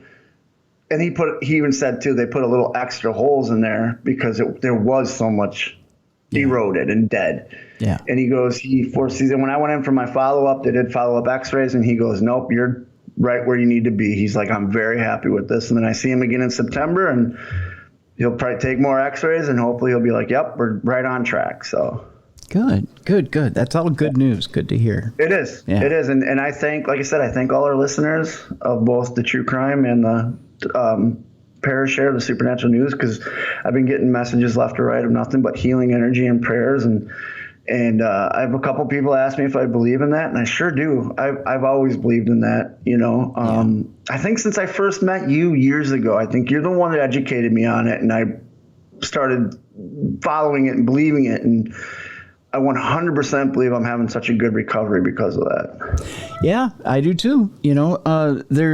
There's something to be said for it. And I tell you, it really began with when I had the infection issues years ago. And then the one issue with sepsis where I damn near died. I really, really had a tough time with that, but came through with it with flying colors. And, there's something to be said when you have that many people in the power of prayer. And it's not just a thought. There's scientific proof behind the power of prayer. That many people getting behind you, whether it be the power of intention, whatever it is, that pushes you over that line and gets you healed. So there's something to be said about it, Bruiser. Speaking of sepsis, I've been watching On Patrol Live, get ready to get back in the saddle. I've been doing a lot of paranormal shows, a lot of true crime shows, just to get back in the groove. And there was a gentleman that they had to go see, and he had COPD, and I was like, oh, okay. And he had an infection in his leg, and it was septic. And he was arguing with the EMTs about going to the hospital, and I almost jumped into the TV. I wanted to physically jump in and grab this man and go, look, man, I almost lost one of my best friends. You go to the damn hospital. This is not a joke. That is, get in there now while you're awake and you're okay. Don't wait. And he must have heard me yelling at the TV, because he ended up going to the hospital, and the report was he came through with flying colors. But it was just like, people take it seriously. Take your health seriously. You're a tough guy just being the way you are. You don't need to be extra tough. That's right. Yeah, I fought with the old man when he had a toe. He had a. Man, I took a picture of it. It was. I think I might still have it. I might send it over to you so you could see it. But his toe was busted wide open, and I mean, it was just crust around the big toe. I'm describing it, and it's disgusting. Yeah. But it was wide open, and it had been open like that for months, and he hadn't told anybody. And my uncle was telling me that, I mean, he would leave bloody trails on the floor. They have wood floors, and. And he would walk around barefoot with an open open infection. And so I had to sit him down and say, what are you doing? Yeah. You know, and then on top of it, he the one night, he wasn't responding to anybody. It's funny, you've got a brother and a sister living under the same roof as you. I would think they would all kill each other by now. But they're not. He's not responding to anybody, and he's not getting out of bed. And so they call me and they say, something's wrong with your dad. Can you come over and check on him? So I go over to talk to him, and I bring a thermometer with me because this is in the early, I shouldn't say early days of COVID, but it's kind of the mid days of COVID. So I'm masked up. I come over, I bring a thermometer, and sure enough, he's got a high temp. But I'm thinking something isn't right, and I'm guessing it's an infection, not COVID, because he's not. There's no COVID signs there, right? Yeah. So I said, and he's not. He's being belligerent with me. He's fighting me. And I'm like, okay, it's either you come with me or I call an ambulance and you go with them. And he looks at me and goes, I'll go with you. Because that's the only thing you can do when someone's being belligerent. I'll give you choices, but they're going to be the choices I give you. Exactly. Right? Yep. So I take him to the hospital. And the doctors, he's got his shoes and socks on. The doctors are flummoxed. They're doing tests. They can't figure it out. And I go, take his shoes off. He's trying to hide it. Yeah. And he looks at me and he gives me that dirty look like, you mother. Mm-hmm. Yeah. Right. And sure enough, they take his shoes and socks off. And there it is. I mean, like a glowing like the sun. There it is. Yeah. And they're like, oh, boy. And they get right to work. And they were like, how did you know? And I said, they hadn't told me about the blood trails until after we got home from the hospital. And I said, I just had a feeling. And it was just a feeling that, he's hiding something. And it's obviously it's not COVID. They had done the tests and the COVID tests came back fine. But him being a diabetic as well, it had to be something. It had to be some sort of infection. But I'm meandering on here. We've got some interesting dumb crime, stupid criminals today, Bruiser. In honor of your return and your Wisconsin heritage, I do have a cheese story here. I just lost one of my stories. Decided to disappear. I don't remember which one it was. As we were sitting here, it just disappeared as I was scrolling through. I'll figure it out. Boy, have we got a not safe for work section today. You're going to want the kids away from the listening devices today. It's a tumultuous NSFW day. So you're not only welcoming back with open arms, but the dress is up and the pants are open too, huh? Yeah, yes, exactly. That's exactly right. You got that right, my friend. But first, let's reflect on a story we did back around Easter. You remember the 200,000 chocolate eggs that went missing? Yeah, the Cadbury eggs. And you and I are wondering, what's he going to do with that much Cadbury eggs? Yeah, what can you do with that? Well, the man who was accused of stealing them has finally been jailed. The man, dubbed the Easter Bunny by police, has been sentenced to 18 months in jail. That's it. That's all you get. That's it. Okay. I'm going on a chocolate egg stealing spree. I was going to say, I can do 18 months. Yeah. Standing on my head with a smile full of chocolate, I can do 18 months. For 200,000 chocolate eggs, 18 months, that's it. Yeah, that's crazy. Yeah. Like, you'd think that'd be a felony. You would think. Yeah, because that's got to be expensive. Well, over in England, I'll tell you exactly how much it's worth. On February 11th, 32-year-old Joby Poole stole, it's exactly $40,000 worth of Cadbury eggs. So it's a lot of Cadbury eggs. Yeah, it is. After breaking into an industrial unit and making off with the haul in a stolen truck, the milk chocolate eggs filled with a yolk of yellow and white fondant, having a cult following in the UK and are exclusively sold around the Easter period, were his to be stolen. Cadbury, which is owned by U.S. food company Mondelez International, told CNN it sells about 220 million cream eggs in Britain every year. According to PA, Poole was jailed by Judge Anthony Lowe for a year and a half at Shrewsbury Crown Court on Thursday. Half of that is to be spent in prison and the other half on license, which with his previous 6 months in custody counting toward his time behind bars. Poole had previously pled guilty to theft, criminal damage, and driving without insurance. The court heard Poole had used a stolen tractor to tow the trailer full of eggs away. Well, it's fitting, I guess. If you think they're real eggs, you'd tow them away with a tractor. Why not chocolate eggs? He was just pretending he was a farmer. That's right. He was a chocolate farmer. He's like, hey, these rabbits are giving, birth to these eggs. I got to steal them. Get a tractor. Where do you birth a chocolate egg from? That would be my first question. Yeah. I hope it's not the same place he birthed the other chocolate. Right? Yeah. And I like Cadbury eggs too, so I can't say that. I mean, I think they're delicious. I've downed a few. I'm more partial to the chocolate caramel egg than I am the. Yeah. I was gonna say I think that's. I remember when that came out and that was a big hit. Yeah. Oh, they still have them year after year. Trust me and my blood sugar meter. I find them every year. They never escape my grasp. That's for sure. In an earlier court hearing, Poole's then solicitor John McMillan, otherwise known as a lawyer, told the court he stopped the vehicle when he realized he was being followed. By the way. He realized that the game was up. He realized the police were behind him and pulled in when it was safe to do so. Tweeting after the arrest, West Mercia police said they had helped save Easter for cream egg fans, calling the incident an extravagant theft.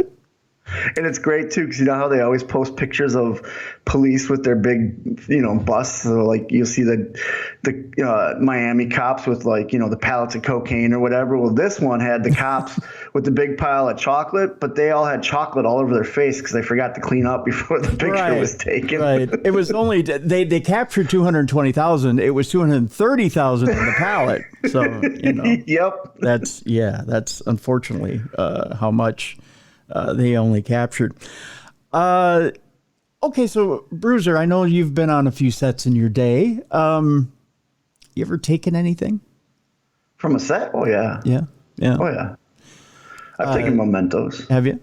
Oh yeah. Is it? I mean, nothing super expensive. It's usually whatever. Like, I did a Sears commercial and I ended up taking the call sheet and stuff like that because I thought that was cool. And then the shirt that they had me wear during it.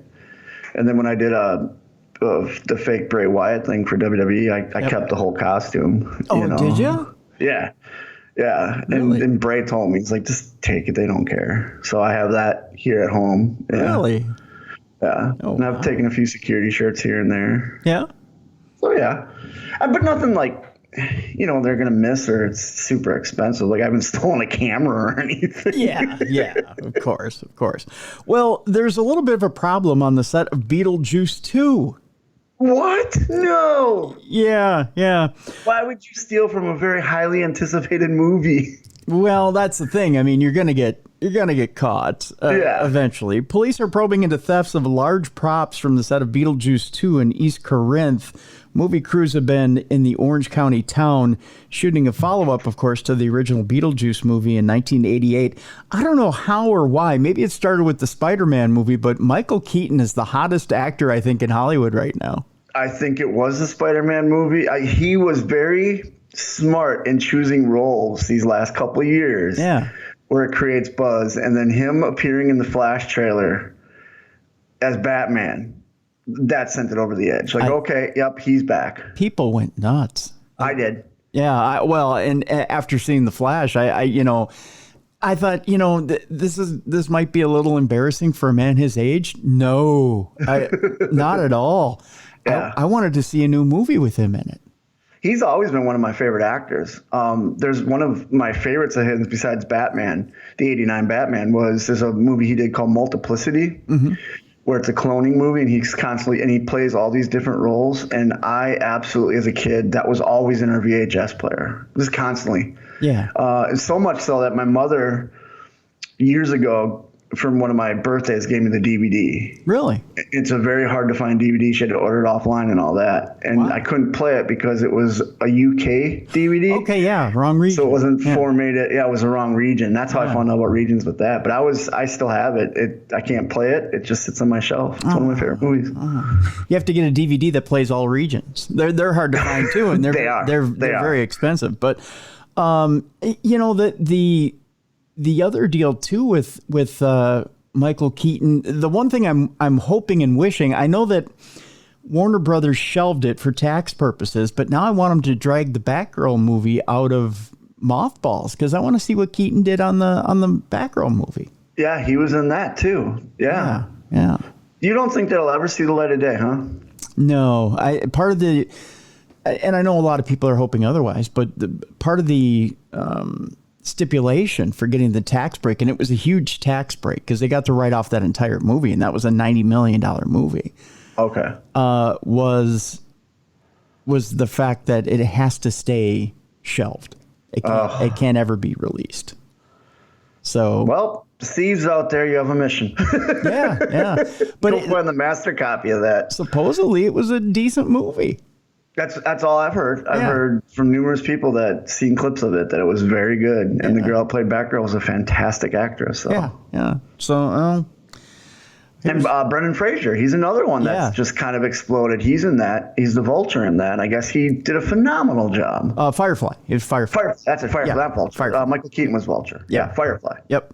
But yeah, I really want to see it. But now it's I guess lost to time. So there you go.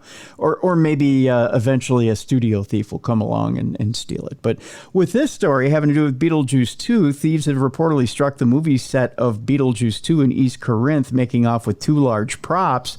Film crews have been in the town in recent days as they make a follow-up to the 1988 Beetlejuice movie. In the late 1980s, production crews were also in East Corinth to shoot the original Beetlejuice movie.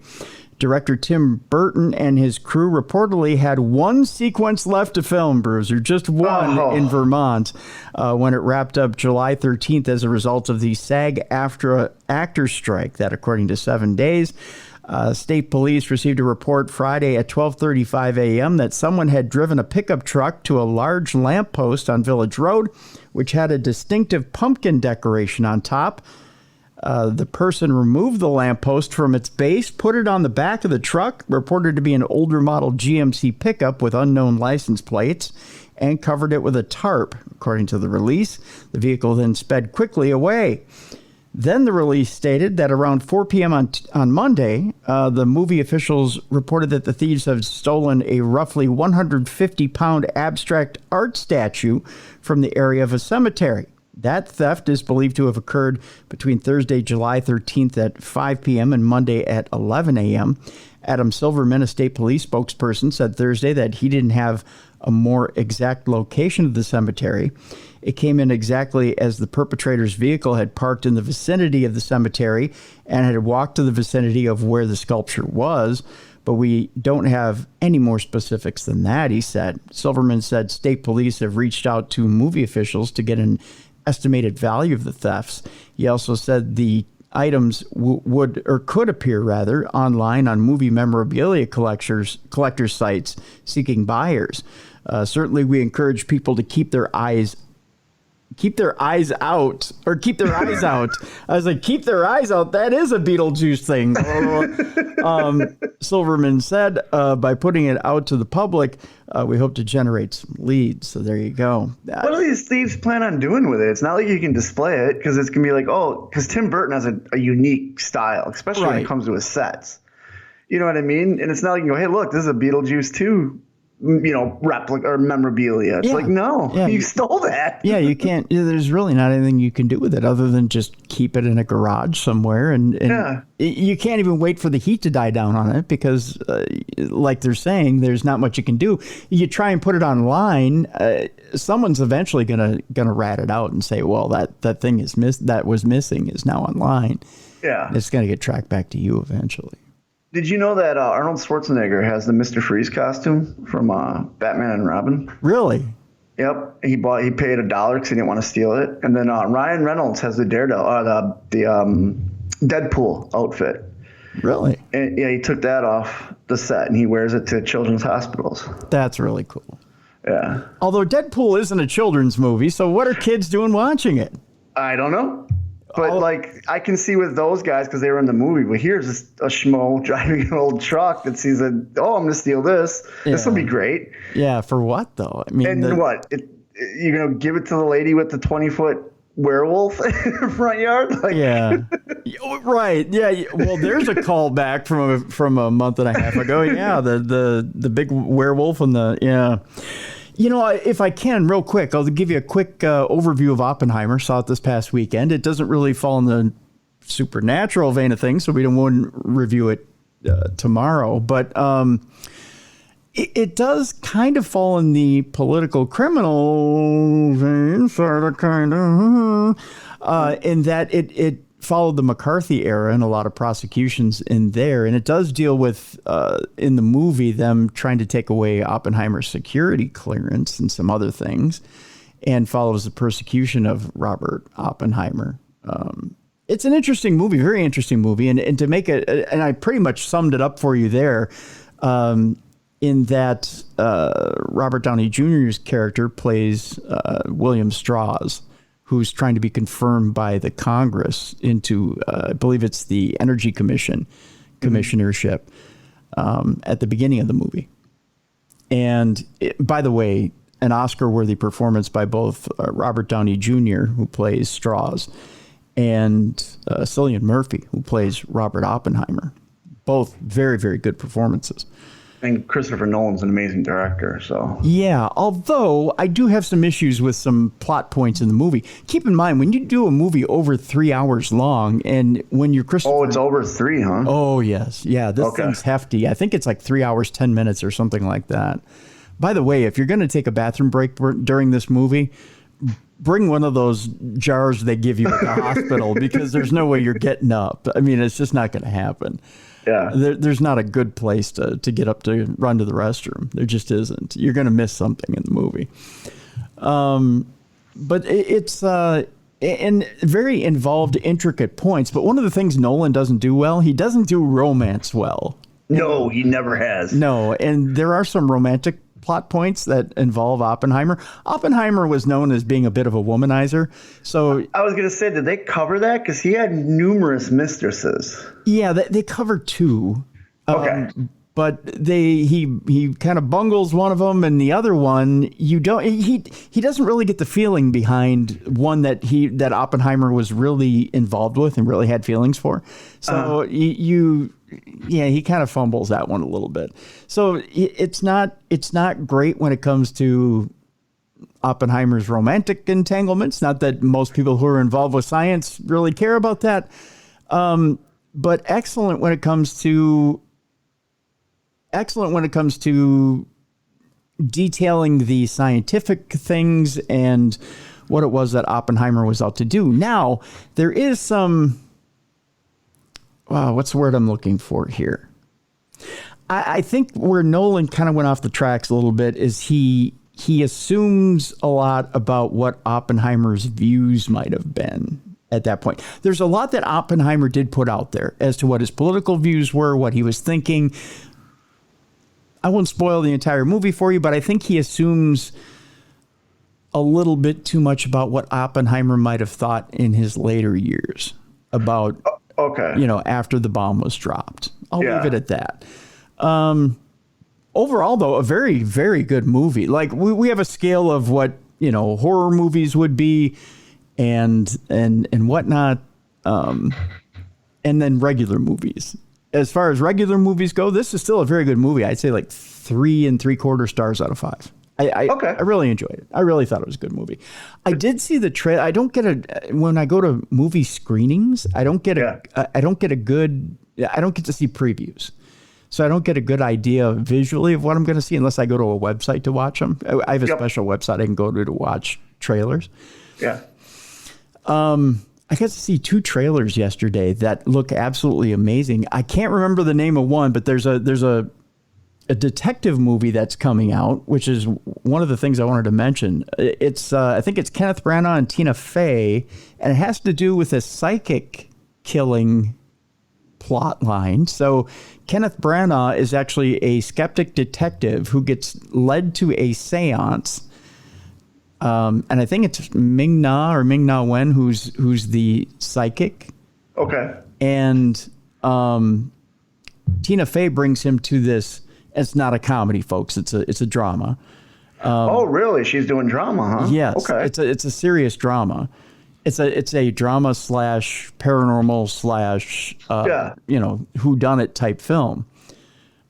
And she brings him to the seance to try and have him debunk the psychic who's there.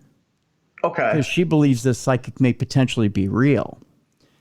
And it takes place at the turn of the last century. So it'd be like 1800s, early 1900s, somewhere in there. Okay. Okay, so so kind of like what Harry Houdini was doing. Yeah. It's that feel. It's exactly that feel. So as they go into the seance, Ming-Na is conjuring the spirits up. You see curtains blowing and all this other stuff. Somebody dies at the seance. So immediately the two detectives are there. Yeah. And Kenneth Branagh's that lead detective. He's trying to figure out, who done it. So he shuts down the room, says, nobody move. We're going to figure out who did this. At the same time, there's an attempt on his life. Really? Okay. And it's a spirit that tries to kill him, right?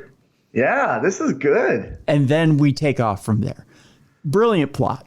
As far as I can tell. So that movie's coming up in September. Then, are you ready for this, Bruiser? In October, we get yet another chapter from The Exorcist. Another one. Okay. And Ellen Burstyn's in it. Okay, what about Linda Blair? Is she coming back? No, if she is, it's a surprise. But this one. Now, is this going off the TV show or is this going off the movies? Because the TV show, I don't know, with I believe it was Gina Davis. No, this is a complete new imagining from Blumhouse. Now, okay. Now, what's interesting, and this is maybe me just throwing out what I saw on the screen. These two girls, there's a black girl and a white girl, and they're having what looks like a sleepover. And they go out, it looks like they're out in the woods, and then they come back. And the black girl walks into the bathroom where her dad is brushing his teeth. And she says, "Hi, Daddy." And he goes, "Whoa," and looks at her, and he's kind of, stunned.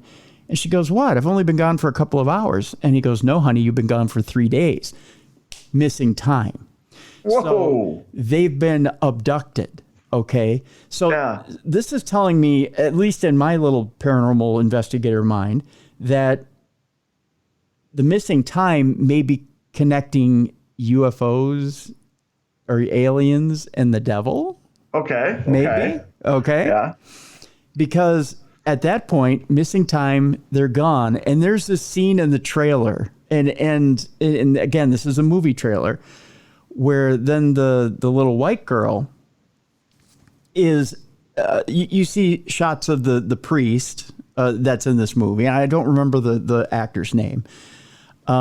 But he's conducting communion in the church, and he's about to hand out the little vials of communion wine. He's got them in the holder, and this little white girl is walking up the center aisle of the church, and she's got like a little communion dress on, and she's walking up the aisle, and it's covered in blood, and she's chanting, and she's got a little bit of that growly voice, and she's chanting, "The body and the blood, the body and the blood, the body and the blood." And it is the freakiest thing you've ever seen. And then the trailer takes off from there, and they are some of the creepiest effing scenes you've seen, I want to say, in the last couple of years. Well, that's what The Exorcist was great at, was this creepy scenes. And I remember being a kid, and that terrified me. It was her eyes, the way they did her eyes. And then they kept that through all the early ones. And they do it again in this trailer. Okay. It's the exact same look as they kept it for the TV show, and I loved it. And so if the eyes are there, I'm there. Yeah, it's that exact same look. And then towards the end of the trailer, they say, we brought in somebody who's familiar with this, and in comes Ellen Burstyn. So there you go. It's I'm looking forward to it. If it's Blumhouse bringing it back, it's got some promise. Yeah. Oh, yeah. They're a great production company. There you go. Let's continue on. In honor of Bruiser coming back today, of course, we go to the Beer City. Or do we?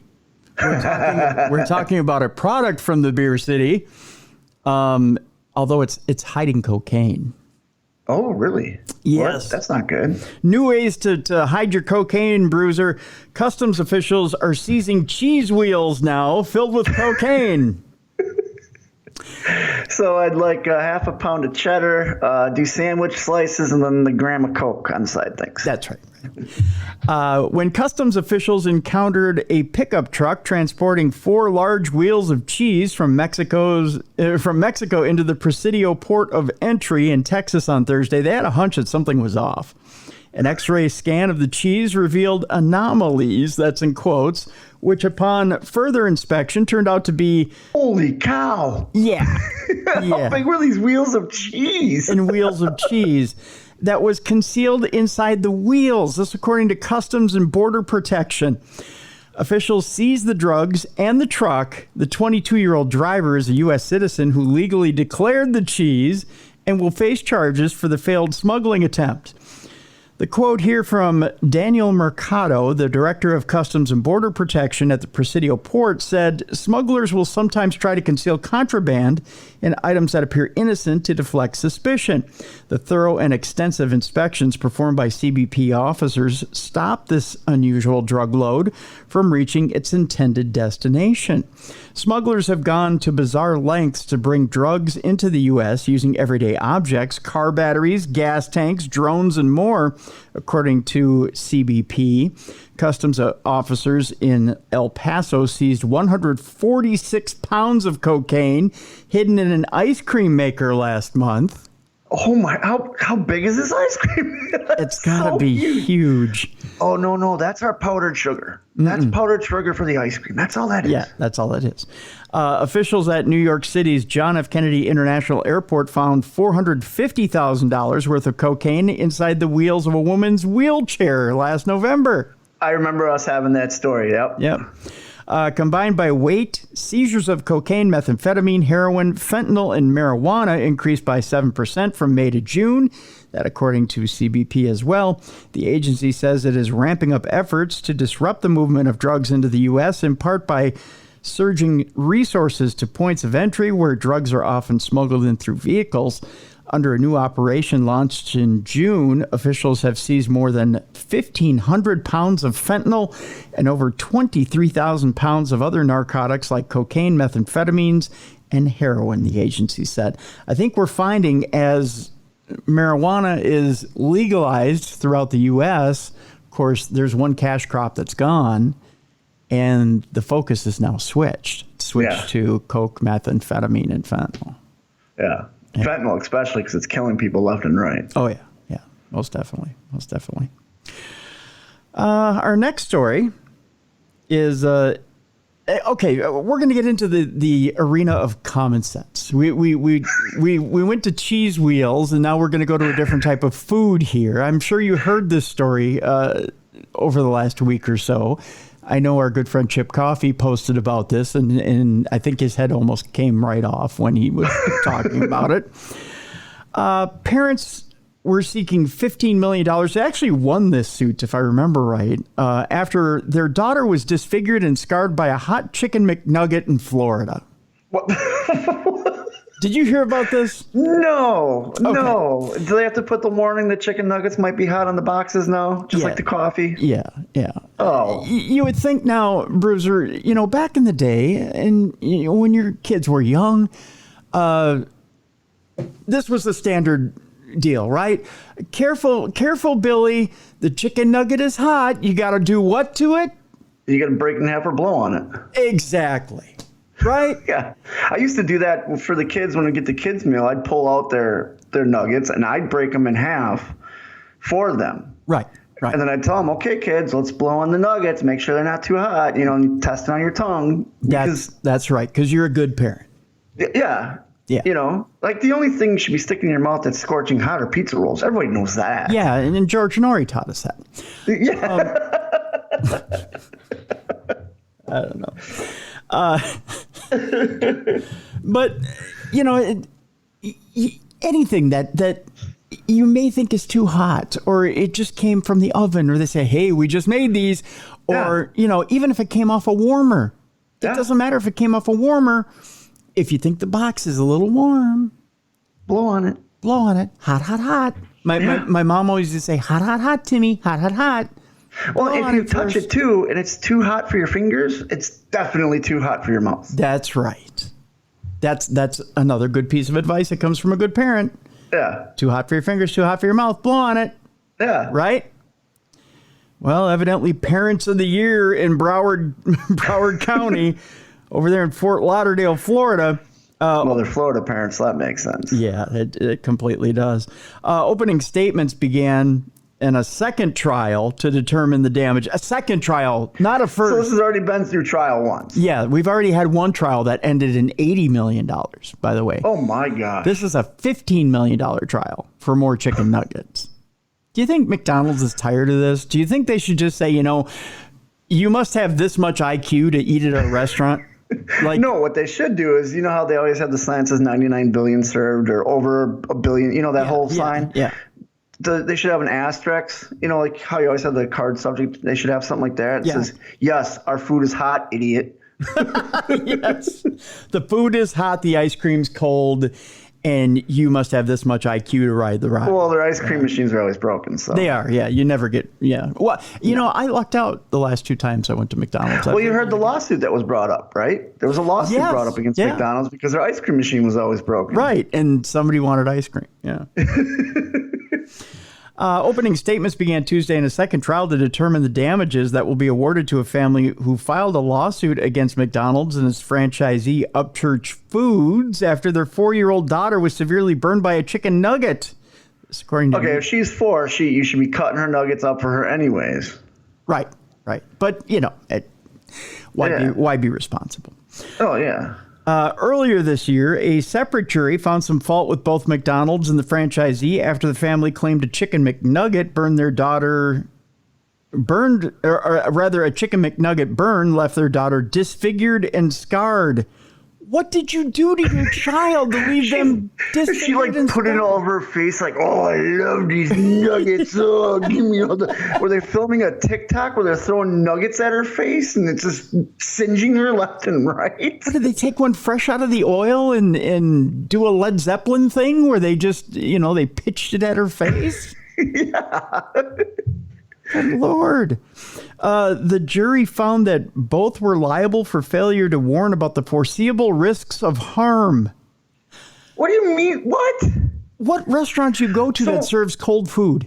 Well, and when I'm thinking chicken nuggets, the harm, the risks I'm thinking of are choking risks because if you don't chew those, just like any food, you could choke on any food. Right. You're not thinking of course, they're coming out hot. We're going to wait. We're going to let them cool down. Chew your food so you don't choke on it. Yes. You're making sense to me, brother. That's for sure. The jury also found Upchurch Foods, but not McDonald's, was negligent and decided that both companies were not liable for additional allegations. Now, the parents of the girl are seeking $15 million, Bruiser. Here's the sad thing, too. If they win, that child will never see any of that money. No. It'll be spent. Yeah. It'll be gone. The lawsuit stems from a trip to the drive-thru on August 21st of 2019. Falana Holmes said she went to the McDonald's at 7600 Northwest 57th Street in Tamarack and ordered the 6-piece chicken McNuggets Happy Meal for her daughter Olivia. She said the girl was in the car when she dropped a nugget on her lap, which got lodged between her thigh and the vehicle's seatbelt. Well, you don't eat chicken McNuggets with your thigh. No, you don't. And 2, what are you doing feeding the kid in their car seat? And they're 4. That's, again, I admit I'd feed my kids on the go. But again, we would open the nuggets up, break them in half or quarters, depending on their age, Right. And then hand them the thing because this doesn't happen. Or if the kid's really that hungry, give them a fry. Yeah. Fries cool quickly. Yeah. Yeah. And any parent knows children are messy eaters in the car. Yes. Yeah. You know, I get you're on a long road trip. That's why you break it up, because it's easier to vacuum that crap up. That's right. That's right. The chicken McNuggets inside of that Happy Meal were unreasonably and dangerously hot and caused the victim's skin and flesh around her thighs to burn, the lawsuit stated. What, are they made of molten lava? That little girl's going to have such a rough future when she meets the man of her dreams and he starts going down on her and he's like, whoa, hey, whoa, hey. What is this? Why does this look like a potato? Why do I talk like this?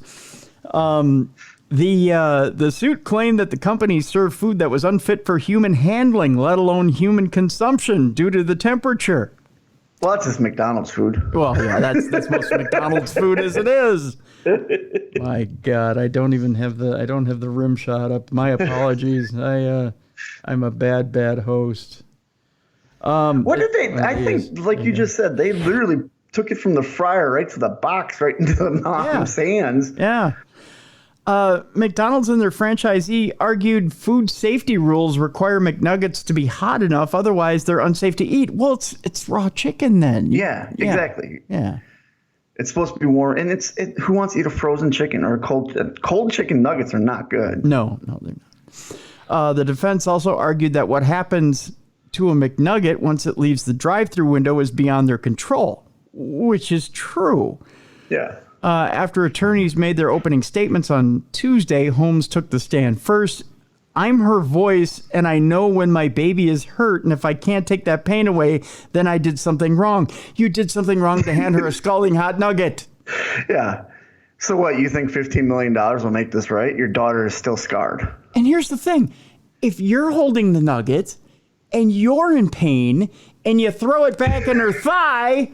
Well, that's what it was. Is she took it out to blow and I went, and threw it back and it landed on the kid's leg. Right. Then how come you're not the one to blame and we aren't suing you for $15 million yet, idiot? She doesn't have $15 million. She had to take all of her money to buy the chicken nuggets for the kid. Jesus. Her attorney went through an array of photos showing Olivia's burn. She still picks at it now, Holmes said. Yeah, she's 4. Keep it wrapped up. Yeah, and put mittens on her on top of it. Hell, I wanted to pick at my incision scar, and I'm 45. For her, it's a constant reminder. So for us, it's a constant reminder. Well, quit pointing it out. Yeah. It should be a constant reminder that you're a terrible parent. Yes, it should be. The family's attorneys argued that the $15 million sum is fair and reasonable considering the permanent scar left behind, which wouldn't be there if you didn't throw hot nuggets at your child. So your child's leg is worth $15 million. Good to know. Yeah. What's the rest of her body worth? Just exactly. Yeah. Attorneys for McDonald's and Upchurch Foods argued the number is way too high, noting that the wound has healed and wasn't disabling. That's fair. Yeah. Yeah. Under question, they're free to offer her a year's worth of chicken nuggets for free. That's right. That's right. Yeah. You probably get what I got the last time they screwed up my Big Mac. They put you on a list and you have to go in order to get your free Big Mac. Exactly. You can't go through the drive-thru. I tried going through the drive-thru to get my free Big Mac, and they're like, Mr. Dennis, you have to come in to get your Big Mac. Yeah. Yep. What they need to do at McDonald's, they have the first window you stop at to pay for, the second one to pick up your food, and then the third one to return the food they screwed up so you can get your real food. Right. Yeah. Exactly. Under questioning from the defense, Holmes admitted Olivia still enjoys chicken McNuggets. So she hasn't been that scarred. But it's from no PTSD here. That's right. She still scarfs them down like they're candy. But it's from a different McDonald's. It's not. Oh, yeah. But they don't go back to the one where the crime was committed. No. But they all taste the same. Yeah. It's not like they, it's not like Guess what? Taste like they all come from the same supplier. They all cook in the same style of fryer. Oh, that rhymed. That was very good. Oh, it did, yeah. Yeah. You're a poet and you don't know it. It's just who you want sneezing on your food before they give it to you. That's all it is. Oh, God, yeah. It's if they washed their hands or not before they served it to you. Yeah. In the past 4 years, she has not received any treatment for either the wound or the scar other than the silicone gel or the ointment, correct? Defense attorney Jennifer Miller asked Holmes. Not at this time because it's too much for her, Holmes answered. What? Yes. No. The answer would be no, was her statement. Yeah. If your child's hurt, you go get them fixed. You go take them to the hospital. Or it just wasn't that serious. Yeah, and if the scar bothers your child, then you're looking to get it fixed. Otherwise, you just tell your child, hey, everybody has scars. Look at my scars. And worst comes worst, dude, chicks dig scars. You know what I mean? Just tell a little girl, hey, some guy's going to love that scar someday. You'll be fine. That's right. One of the last people to take the stand on Tuesday afternoon was one of the defense team's experts. He testified that even with improvement, be it surgical or laser treatment, there will always be a scar on the child's leg. Ultimately, as she grows up into adulthood, jurors are expected to get the case and begin deliberations tomorrow afternoon. So there you go. I think the parent just doesn't want to have the scar because it's a constant reminder about how they're a terrible parent and shouldn't have children. There you go. That's a great way to wrap that one up. That's perfect. Let's continue. We go from dumb parents to dumb thieves. These thieves attempted an ATM heist by dragging the machine away with a stolen utility truck. I love ATM heists because they never go correctly. That's right. Well, I think they think these things are made of paper mache. So if we just drag them around a little bit, they'll break apart, and and we'll get the money. It's like a piñata. Right. I've seen one where they put the chain around the ATM, they go to drive away, but they're driving like a little Buick. So it rips out the whole back axle of the car. And the guy just shrugs and leaves. It's like, you can't leave. That's your car. That's right. You just destroyed your car to get nothing. So congratulations. We're going to Lake City, Florida, of course. Of course. Yep, for this one. The two didn't get far with the ATM, but ran off and haven't been found yet. They left. I'll show you a picture here, Bruiser, of exactly how they left the situation. That's how they left it. So they drove about a mile away and realized it's not coming apart. Yep. And why would you steal a bucket truck to go get it? One guy wanted to sit in the bucket while they did it? I guess so. It's always a thrill, Yeah. The little kid never leaves us for very long. Never. Sure. No. We would say you can't make this up, but we're pretty sure the Fast and Furious franchise already tried something similar. Lake City police officers who responded to a bank alarm just before 5 a.m. Friday found something noticeably missing. The ATM near the drive-thru of the Ameris Bank on US 90 had been ripped from its foundation, and drag marks trailed through the parking lot and grass heading down the street. So they just followed the drag marks. Yeah, that's pretty much how you solve that crime right there. Shortly after, another officer spotted a white utility truck headed north just a few minutes away on Northwest Bascom Norris Drive, dragging an ATM behind it. God. Well, that's not right. No, I think we can put on the cherries for this one. When the officer tried to pull the truck over, the two people inside ran off into a wooded area. Because you can't see me, I'm John Cena. Yep. It turns out the truck used in the would-be heist was also stolen, by the way, according to police. The Lake City Police Department called in help from the Columbia County Sheriff's Office, the Baker Correctional Institution's K-9 unit. Now we're cooking with gas. So you're telling me the AT&T guy that owns that truck, he's not the one that did it? No. The Florida Highway Patrol's drone unit. Now we're really cooking with gas. Oh, wow. They're going way up there. Yeah, they are. This is overkill now. And the Jacksonville Sheriff's Office Air Unit. Now we're bringing in helicopters. Yep. Now this is everybody, all hands on deck. That's right. This is Manhunt Central for an ATM. Is it because it's a federal offense now? Oh, yeah, it's definitely because it's a federal offense. Okay, all right. And the guy's internet was down, and they need that utility truck to fix his internet. Despite the all-hands-on-deck search, the two have not been found. They got away! What? Come on. With all that? God. I guess FBI agents are also assisting with processing evidence at the scene. Are you kidding me? Only in Florida. Do you think the FBI came in and went, dumbasses? Probably. Which one of you is Smokey? They're saying anyone with any information about the theft is asked to call the Lake City Police Department, laugh a little bit, and then give the actual tip. 386-752-4343 and ask to speak to Sergeant Kevin Johns. But when you do so, pat him on the head lightly. Yeah, and use small words, not big words. Yeah, exactly. Small words. We found them over there. Over by there. Bad guy over there. Yep. Bad guy over there. Use caution.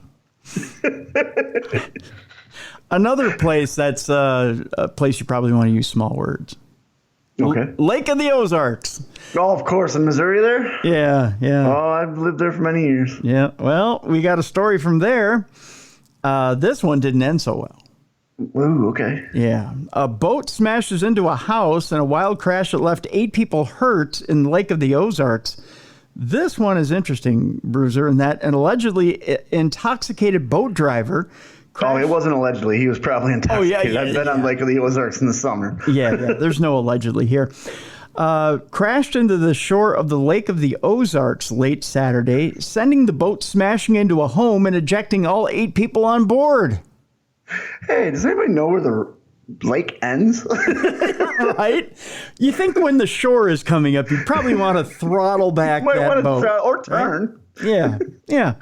The 2014 Nortec motorboat plowed into the lakeside house around 11:55 p.m. Oh, they were out at night.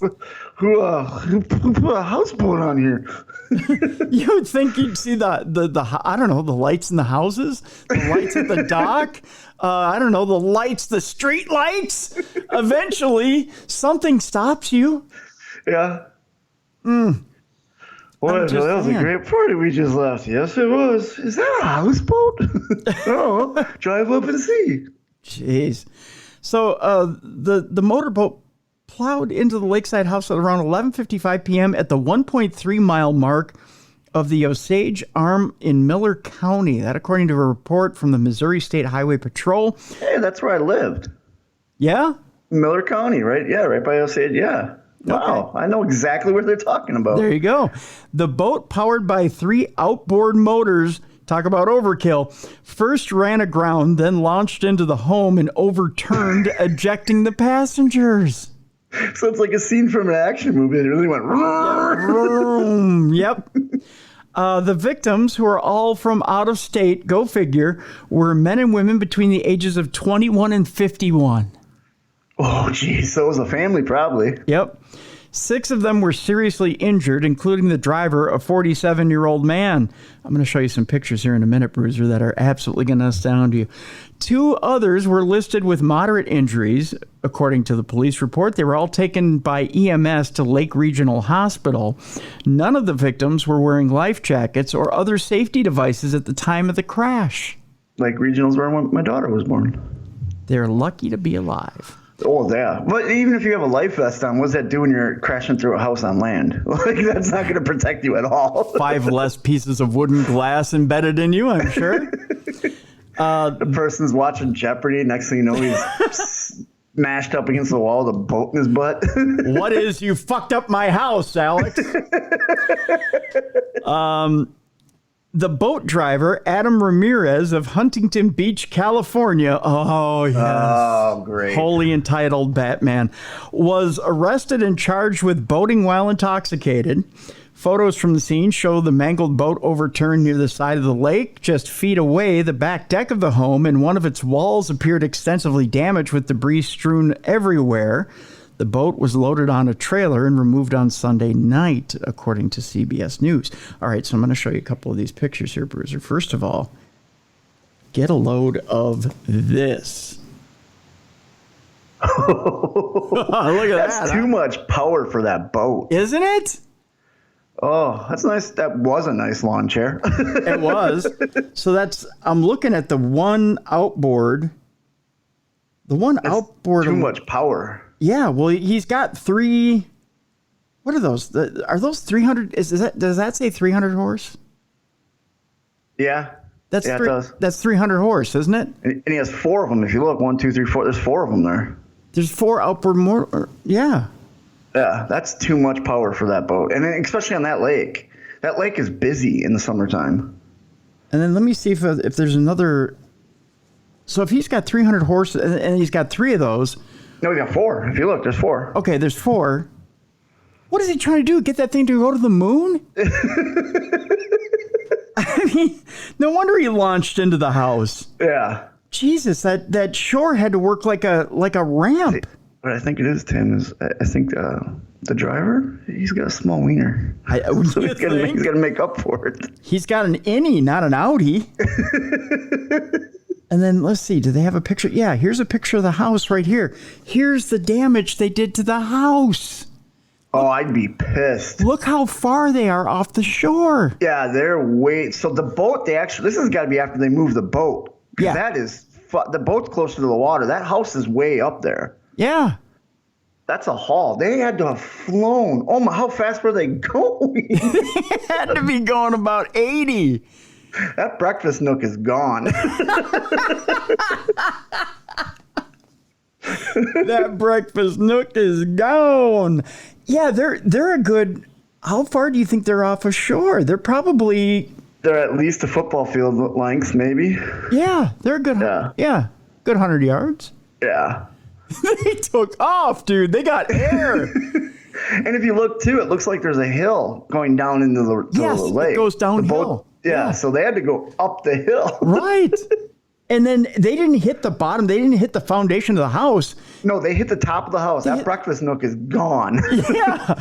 So they're a good 10 feet in the air. Yeah, they're lucky that house was there. Yeah. Otherwise, that would have been a lot worse if that house didn't stop them. Right. Otherwise, they would have been ejected from the boat when they hit the ground. If they would have hit ground.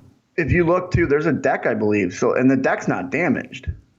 It's just the breakfast nook. Is that what it is? Because I could have swore they said. Oh, no, that's not a deck. Okay. No, it's not. If you look at the bottom of the house, there's no damage there. Right. It's all the roof and the gutters and that breakfast nook. Yes. Can you imagine hitting the house and then being ejected onto the deck? They're lucky they didn't hit that tree that's right there. Right. Oh, they better be counting their blessings. While you're up there, can you re-shingle a little bit? I got a couple of loose shingles. Can you check my gutter guard, please? Yeah. Well, what's left of the gutter guard? Oh, yeah, that gutter is hanging. Boy. Ooh. Man. And they took out that entire front facade. Yeah, that's going to be very expensive to repair. That driver had better have good insurance. Well, he's from Huntington Beach. He's got some cash. Yep. He's going to be buying that house for a long, long time. Yes, he is. Oh, man, you just effed up. Big time, son. Big time. All right, let's move on. We're getting to the not safe for work portion of our program. So with this, we ask you to please turn down your listening devices if you're at work, if you have kids in the room, shuffle them off to Buffalo, wherever it is you do. I don't know, throw a hot chicken nugget in their lap, whatever you're going to do in order to distract them. It's time now for our not safe for work portion of the program. We will continue it now in 3, 2, 1. Now, here's the deal, Bruiser. Do you hear that? Yeah, it sounds like a chipmunk's in your house. It's not. I think it's hail. Oh, yeah. That's what, yeah. Yeah. I think we have major storms going on right now. It's either storms or someone's throwing a boat against my window. Yeah, interesting. Okay. This next story, Bruiser, is a little shitty. Not gonna lie. It's okay. A little shitty. Takes place on a Connecticut highway. And pardon me for the hail in the background. You might hear some scratching at the window, some tapping. Yeah, but it's I swear it's not a boat. We've discussed it's not a boat. Not boats. It's not ghosts. I'll get that right. A little bit of human waste leaking from a truck causes a lot of crashes on a Connecticut highway. Hey, Jim, did you make sure the nozzle was tight? Oh, it sure is. It sure is. Oh, yeah, most definitely. Human waste leaking from a tractor trailer on a Connecticut highway caused sudden crashes involving 2 state police cruisers as vehicles spun out of control, according to authorities. That's some slick shit. Yes, it is, isn't it? Somebody had the extra enchilada platter. last night at the Mexican restaurant. No major injuries were reported in Monday night's mayhem on Interstate 95 in Bridgeport. Troopers arrested the truck driver on several charges, alleging he knew there was a leak but kept driving. Why didn't he just looked out his window? Man, there's crap all over the road. I'll just keep going. Boy, that's a shitty situation, isn't it? Do you think he just thought maybe it was going to rain soon to wash it all away anyway? Yeah, he's like, Mother Nature will take care of it, and I don't have to drain as much when I get back to the plant. That's right. The wrecks began shortly after 11 p.m. when the leaking waste caused extremely slick conditions in the northbound lanes, according to state police. How do you just let that go? I don't know. You got to notice the smell alone. Right. Like if you're driving a septic truck, which I'm assuming it was, because that's how they haul human waste. You got to be like, what? That's not supposed to smell like that. Right. You want to know how the chain reaction started off? Yes, I do actually, because I'm trying to picture it in my head. Just picture the truck going, and it's just leaking out, and it's gently covering the lane. Yeah, and then. Here we go. It's like the Blues Brothers movie with the cop cars. This is what I'm picturing in my head. Very much so. Here's how it goes. A motorcycle rider lost control and fell onto the road, ending up in a hospital with minor injuries. I think that. And he's covered in shit, too, if you think about it. Yeah. So not only do you have injuries, you probably have open scrapes and bruises. Then you're covered in shit. There's infection everywhere. Yeah, it's probably brutal. Vehicles crashed into other vehicles from there and concrete barriers. It's a chain reaction, folks. Yep. It only Especially takes on a highway. one. Yep, it only takes one. Another tractor trailer skidded into a parked state police cruiser, which then struck a second parked cruiser in the median. Both cruisers were unoccupied as troopers were helping others involved in wrecks. Well, they're lucky. Yeah. That could have been very bad for them. Yeah, it could have been. State police reports indicate 10 vehicles in all were in accidents. The northbound lanes were closed for several hours during the cleanup. Troopers say they found the driver after witnesses reported the company name seen on the truck. Well, the name wasn't mud or shit, that's for sure. Authorities contacted the company H.I. Stone & Son, which then called the driver and told him to pull over and wait for police. Boy. Dispatch the bill. This is Bill. Go ahead. Yeah, you're going to need to pull over. You sprung a leak. Nope, my tires are good. No, your shit stinks. Pull over. You shit the bed. Can you just imagine that when dispatch calls you and says, wait for the police? Do you think you have your job the next day? Well, can you imagine being dispatch, getting the call from the police? Oh. Like, we need to name the driver that's on I-95 going northbound. Why? What was he doing, sir? Is he speeding? No. He just decided to cause a major pileup by, letting the shit go everywhere. Major pileup. It was about 2 feet deep. That's a big pile of shit.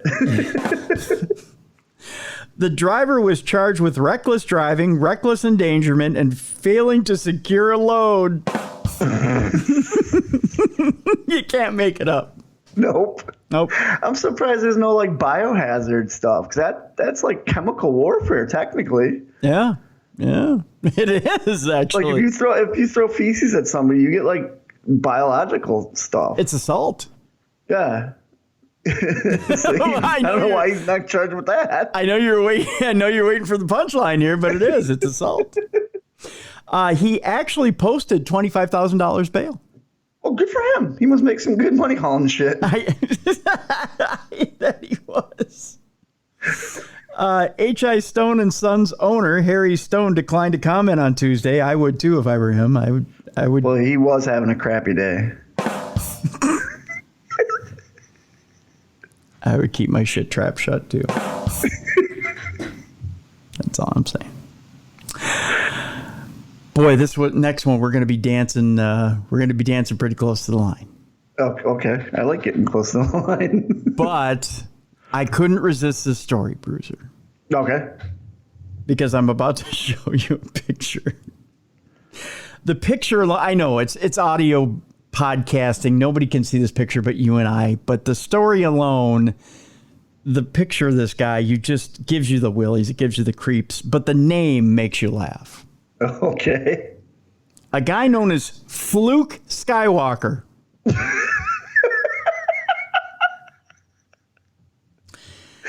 Oh, here's where parents were not happy. Well, it's a I know it's a nickname. It's a pseudonym. Here's where it goes downhill. Allegedly possessed child porn too graphic and fantasy fueled for prosecutors to discuss in court. Oh, that's disgusting. Yeah. Oh. We go to the Florida of the North. Yes, I did say that a few weeks ago and did catch a little crap for it. We're going to Ohio. The only people that don't make fun of Ohio is the people that live in Ohio. That's right. Yeah. It is the Florida of the North. It is. Yeah. It's a state that has two buttholes on either side of the high. Two buttholes on either side. You're gonna get emails about this, but my wife's a Michigan State fan, so I've programmed to not like Ohio. I don't blame you. And I love wrestling in Columbus. Columbus is great. Oh yeah. It's just It's Ohio. It's an armpit. Yeah. You put chili on your spaghetti. Just saying.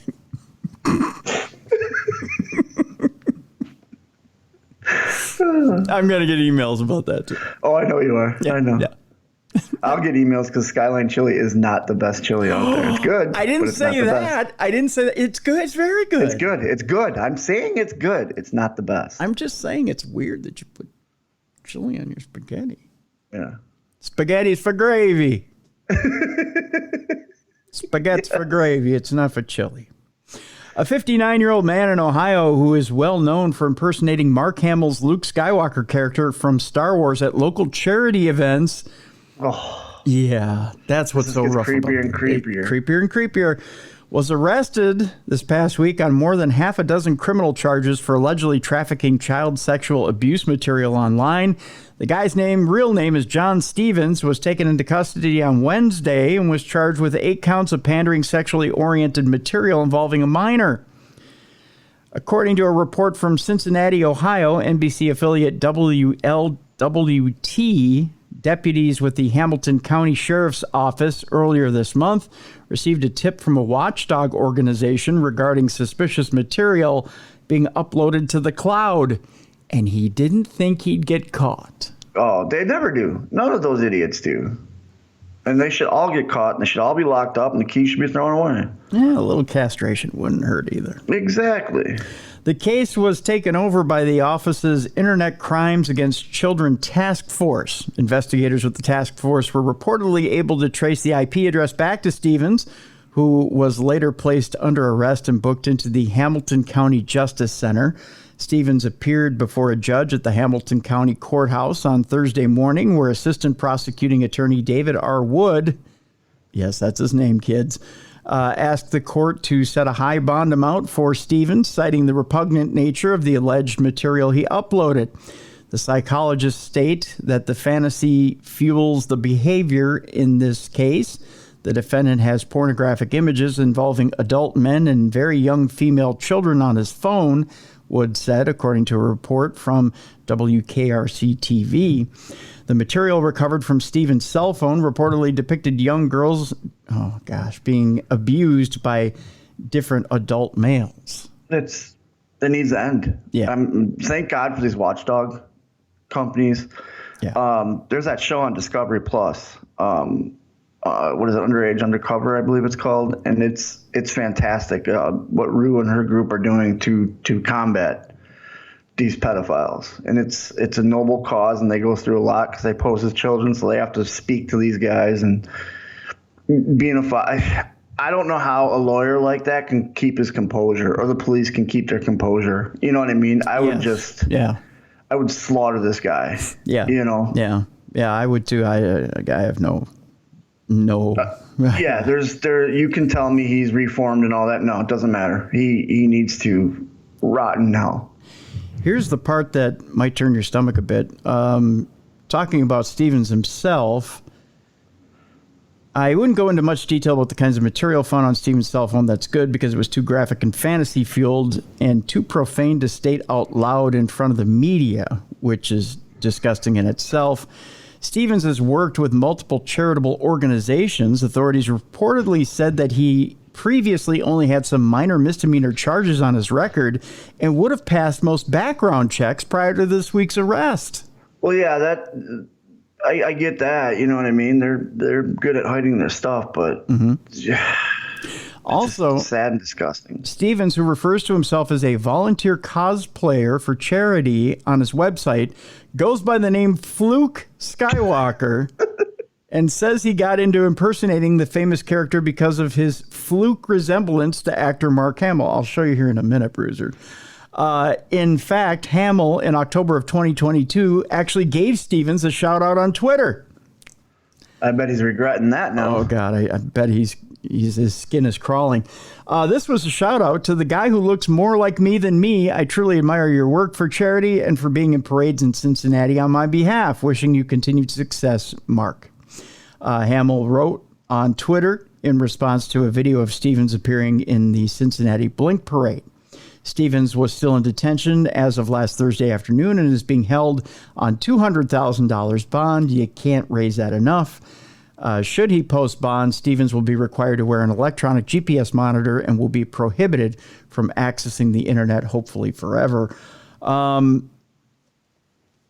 We need more laws to get down on these guys. Here's Fluke Skywalker in jail. I can kind of see the Mark Hamill resemblance. Yeah, if he had the beard, he looks like old Luke Skywalker. Yeah. Yeah, like from The Last Jedi. Yeah.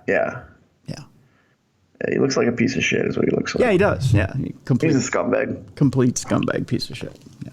So, yeah, I can see if he had the beard grown out and the hair grown out, I could see. But they shaved him down. Now he just looks like he looks like the turtle head poking out. That's for sure. Speaking of perverts, Bruiser, we continue on with our not safe for work, dumb crime, stupid criminal. This dumb pervert is in Japan. In Kyoto, to be exact.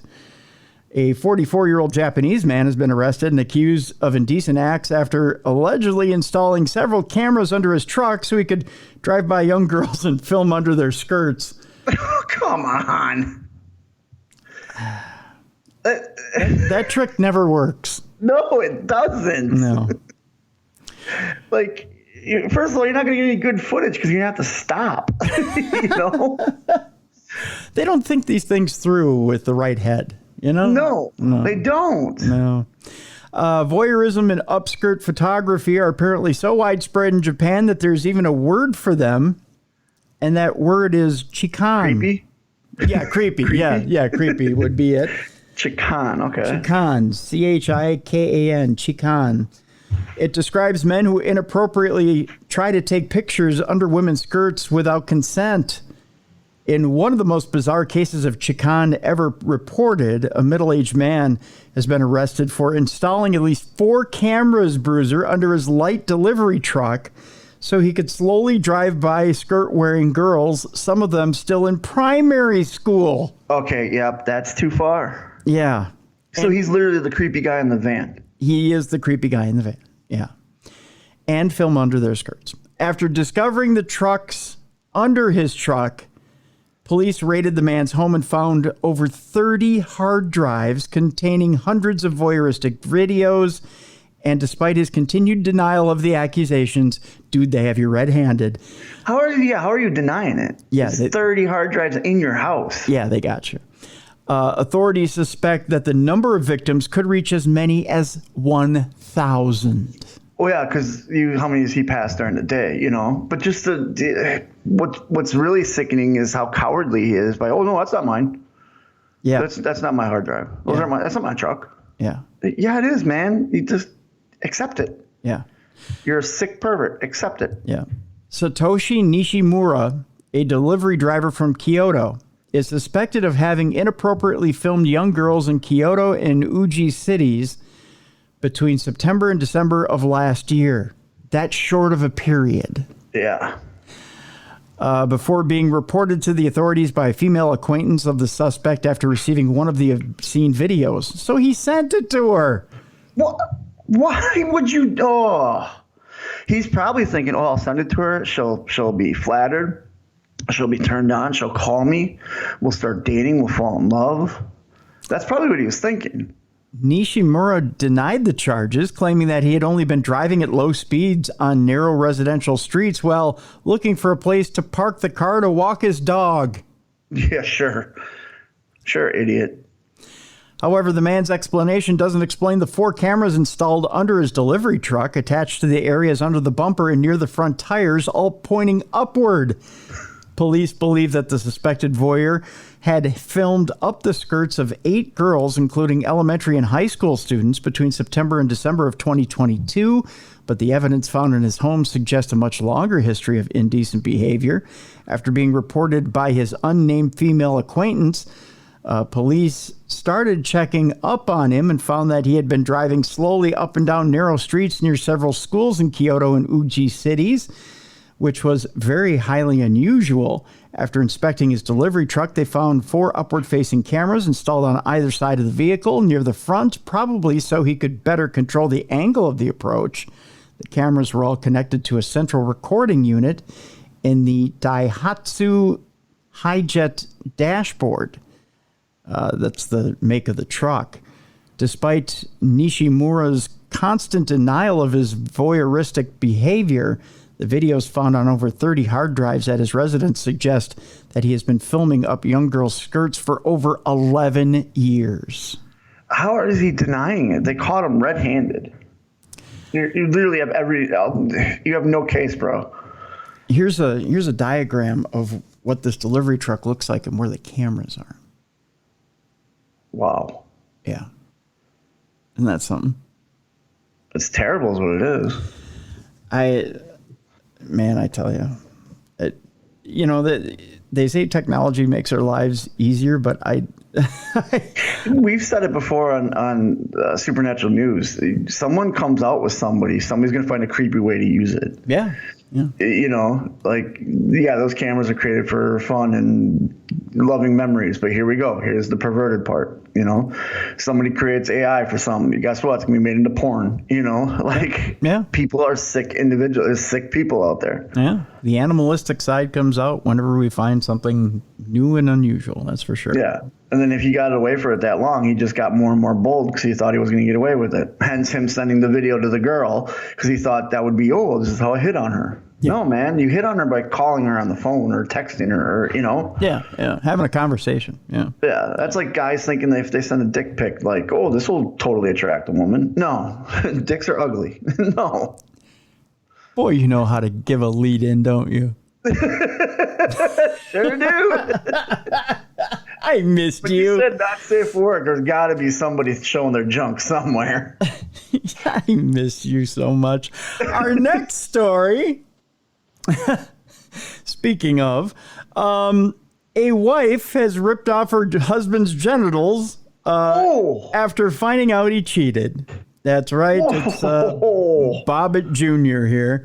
Yep. A 45-year-old man was rushed to the hospital after his penis was removed. An investigation found his wife thought he was having an affair and took some action. Oh, yeah. Swift action, if you would. I believe in the old days of the show, we called this swift justice. The 45-year-old man from Portet-sur-Garonne near... Is it Toulouse, France? Toulouse, France? I think it's Toulouse. Toulouse, France? Yeah. Arrived at the local hospital where his genital organ was ripped off after his wife discovered he wore the same clothes the night before when he went out with his friends. This in quotes, his friends. And suspected him of having an affair, that according to local media reports. According to reports, the 36-year-old woman allegedly ripped off her husband's penis after she confronted him about his infidelities. She didn't cut it. She grabbed and pulled. Oh, man. We're about to find out the details, the deets, my friend. She then grabbed his genital organ and pulled until it came off, Bruiser. Let me repeat that. pulled until it came off. That takes a lot of force. Yeah, it does. That woman's got some man hands and some forearm strength, let me tell you. Do you think she let him in, like, come here, baby, and started rubbing him? He's like, oh, I like where this is going, and then work.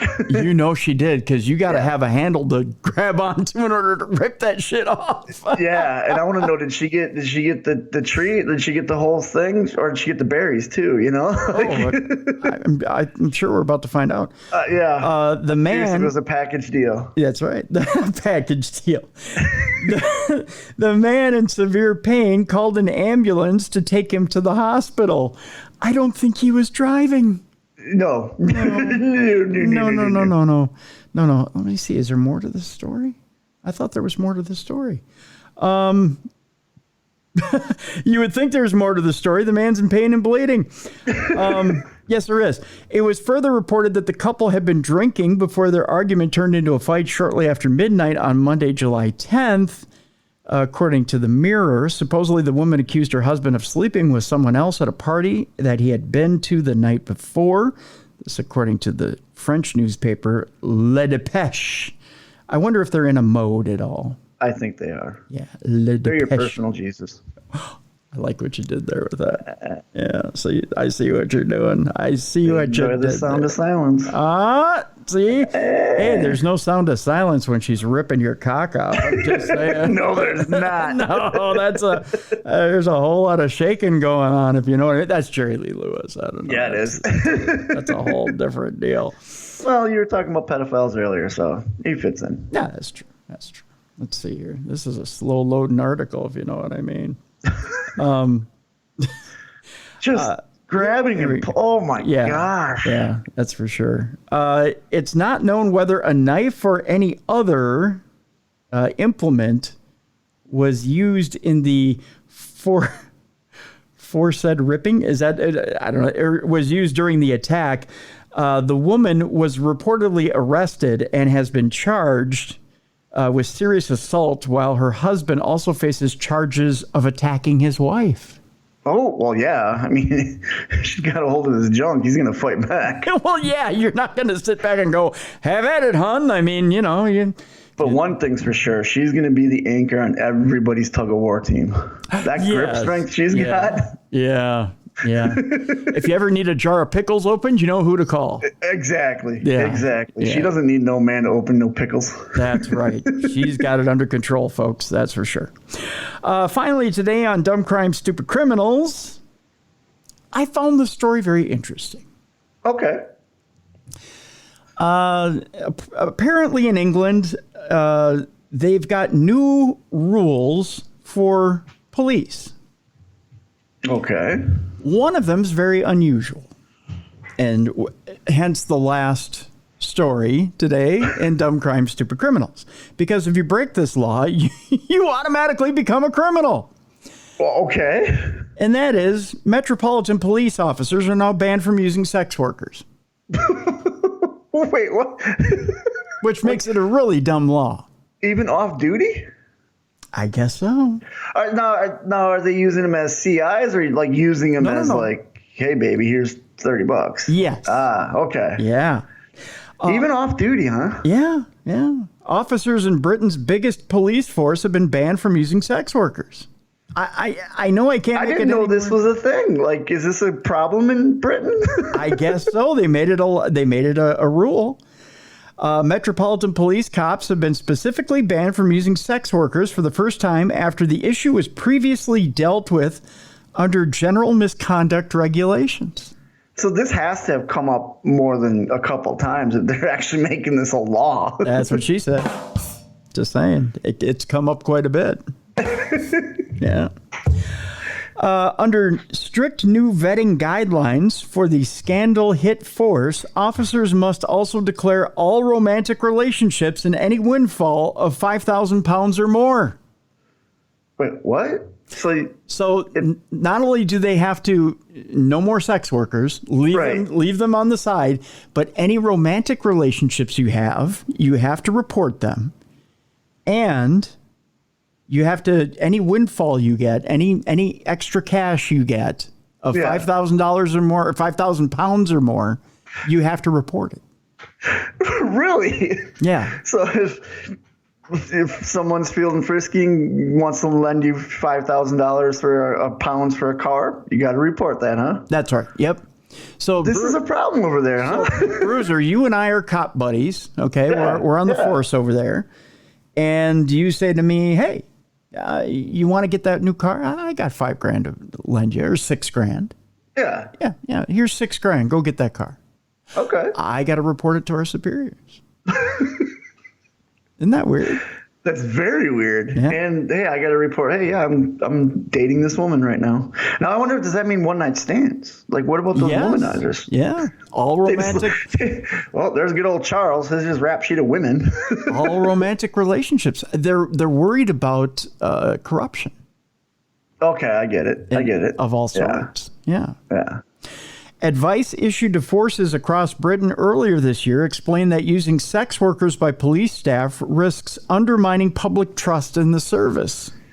I think King Charles just wants to know who's boinking who. I think so, yeah. Yeah.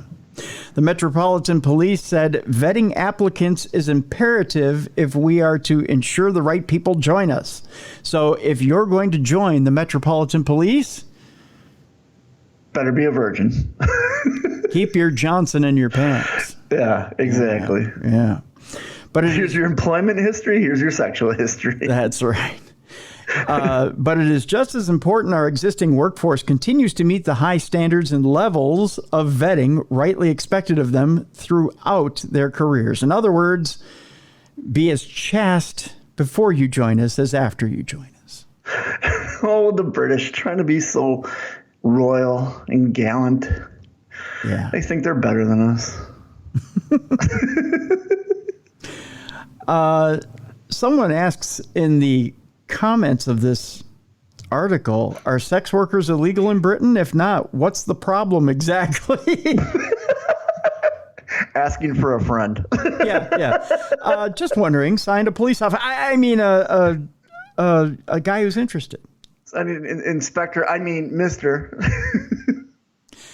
Another user here, Graham G, says this is very misleading when words used here indicate sex workers are being used by police.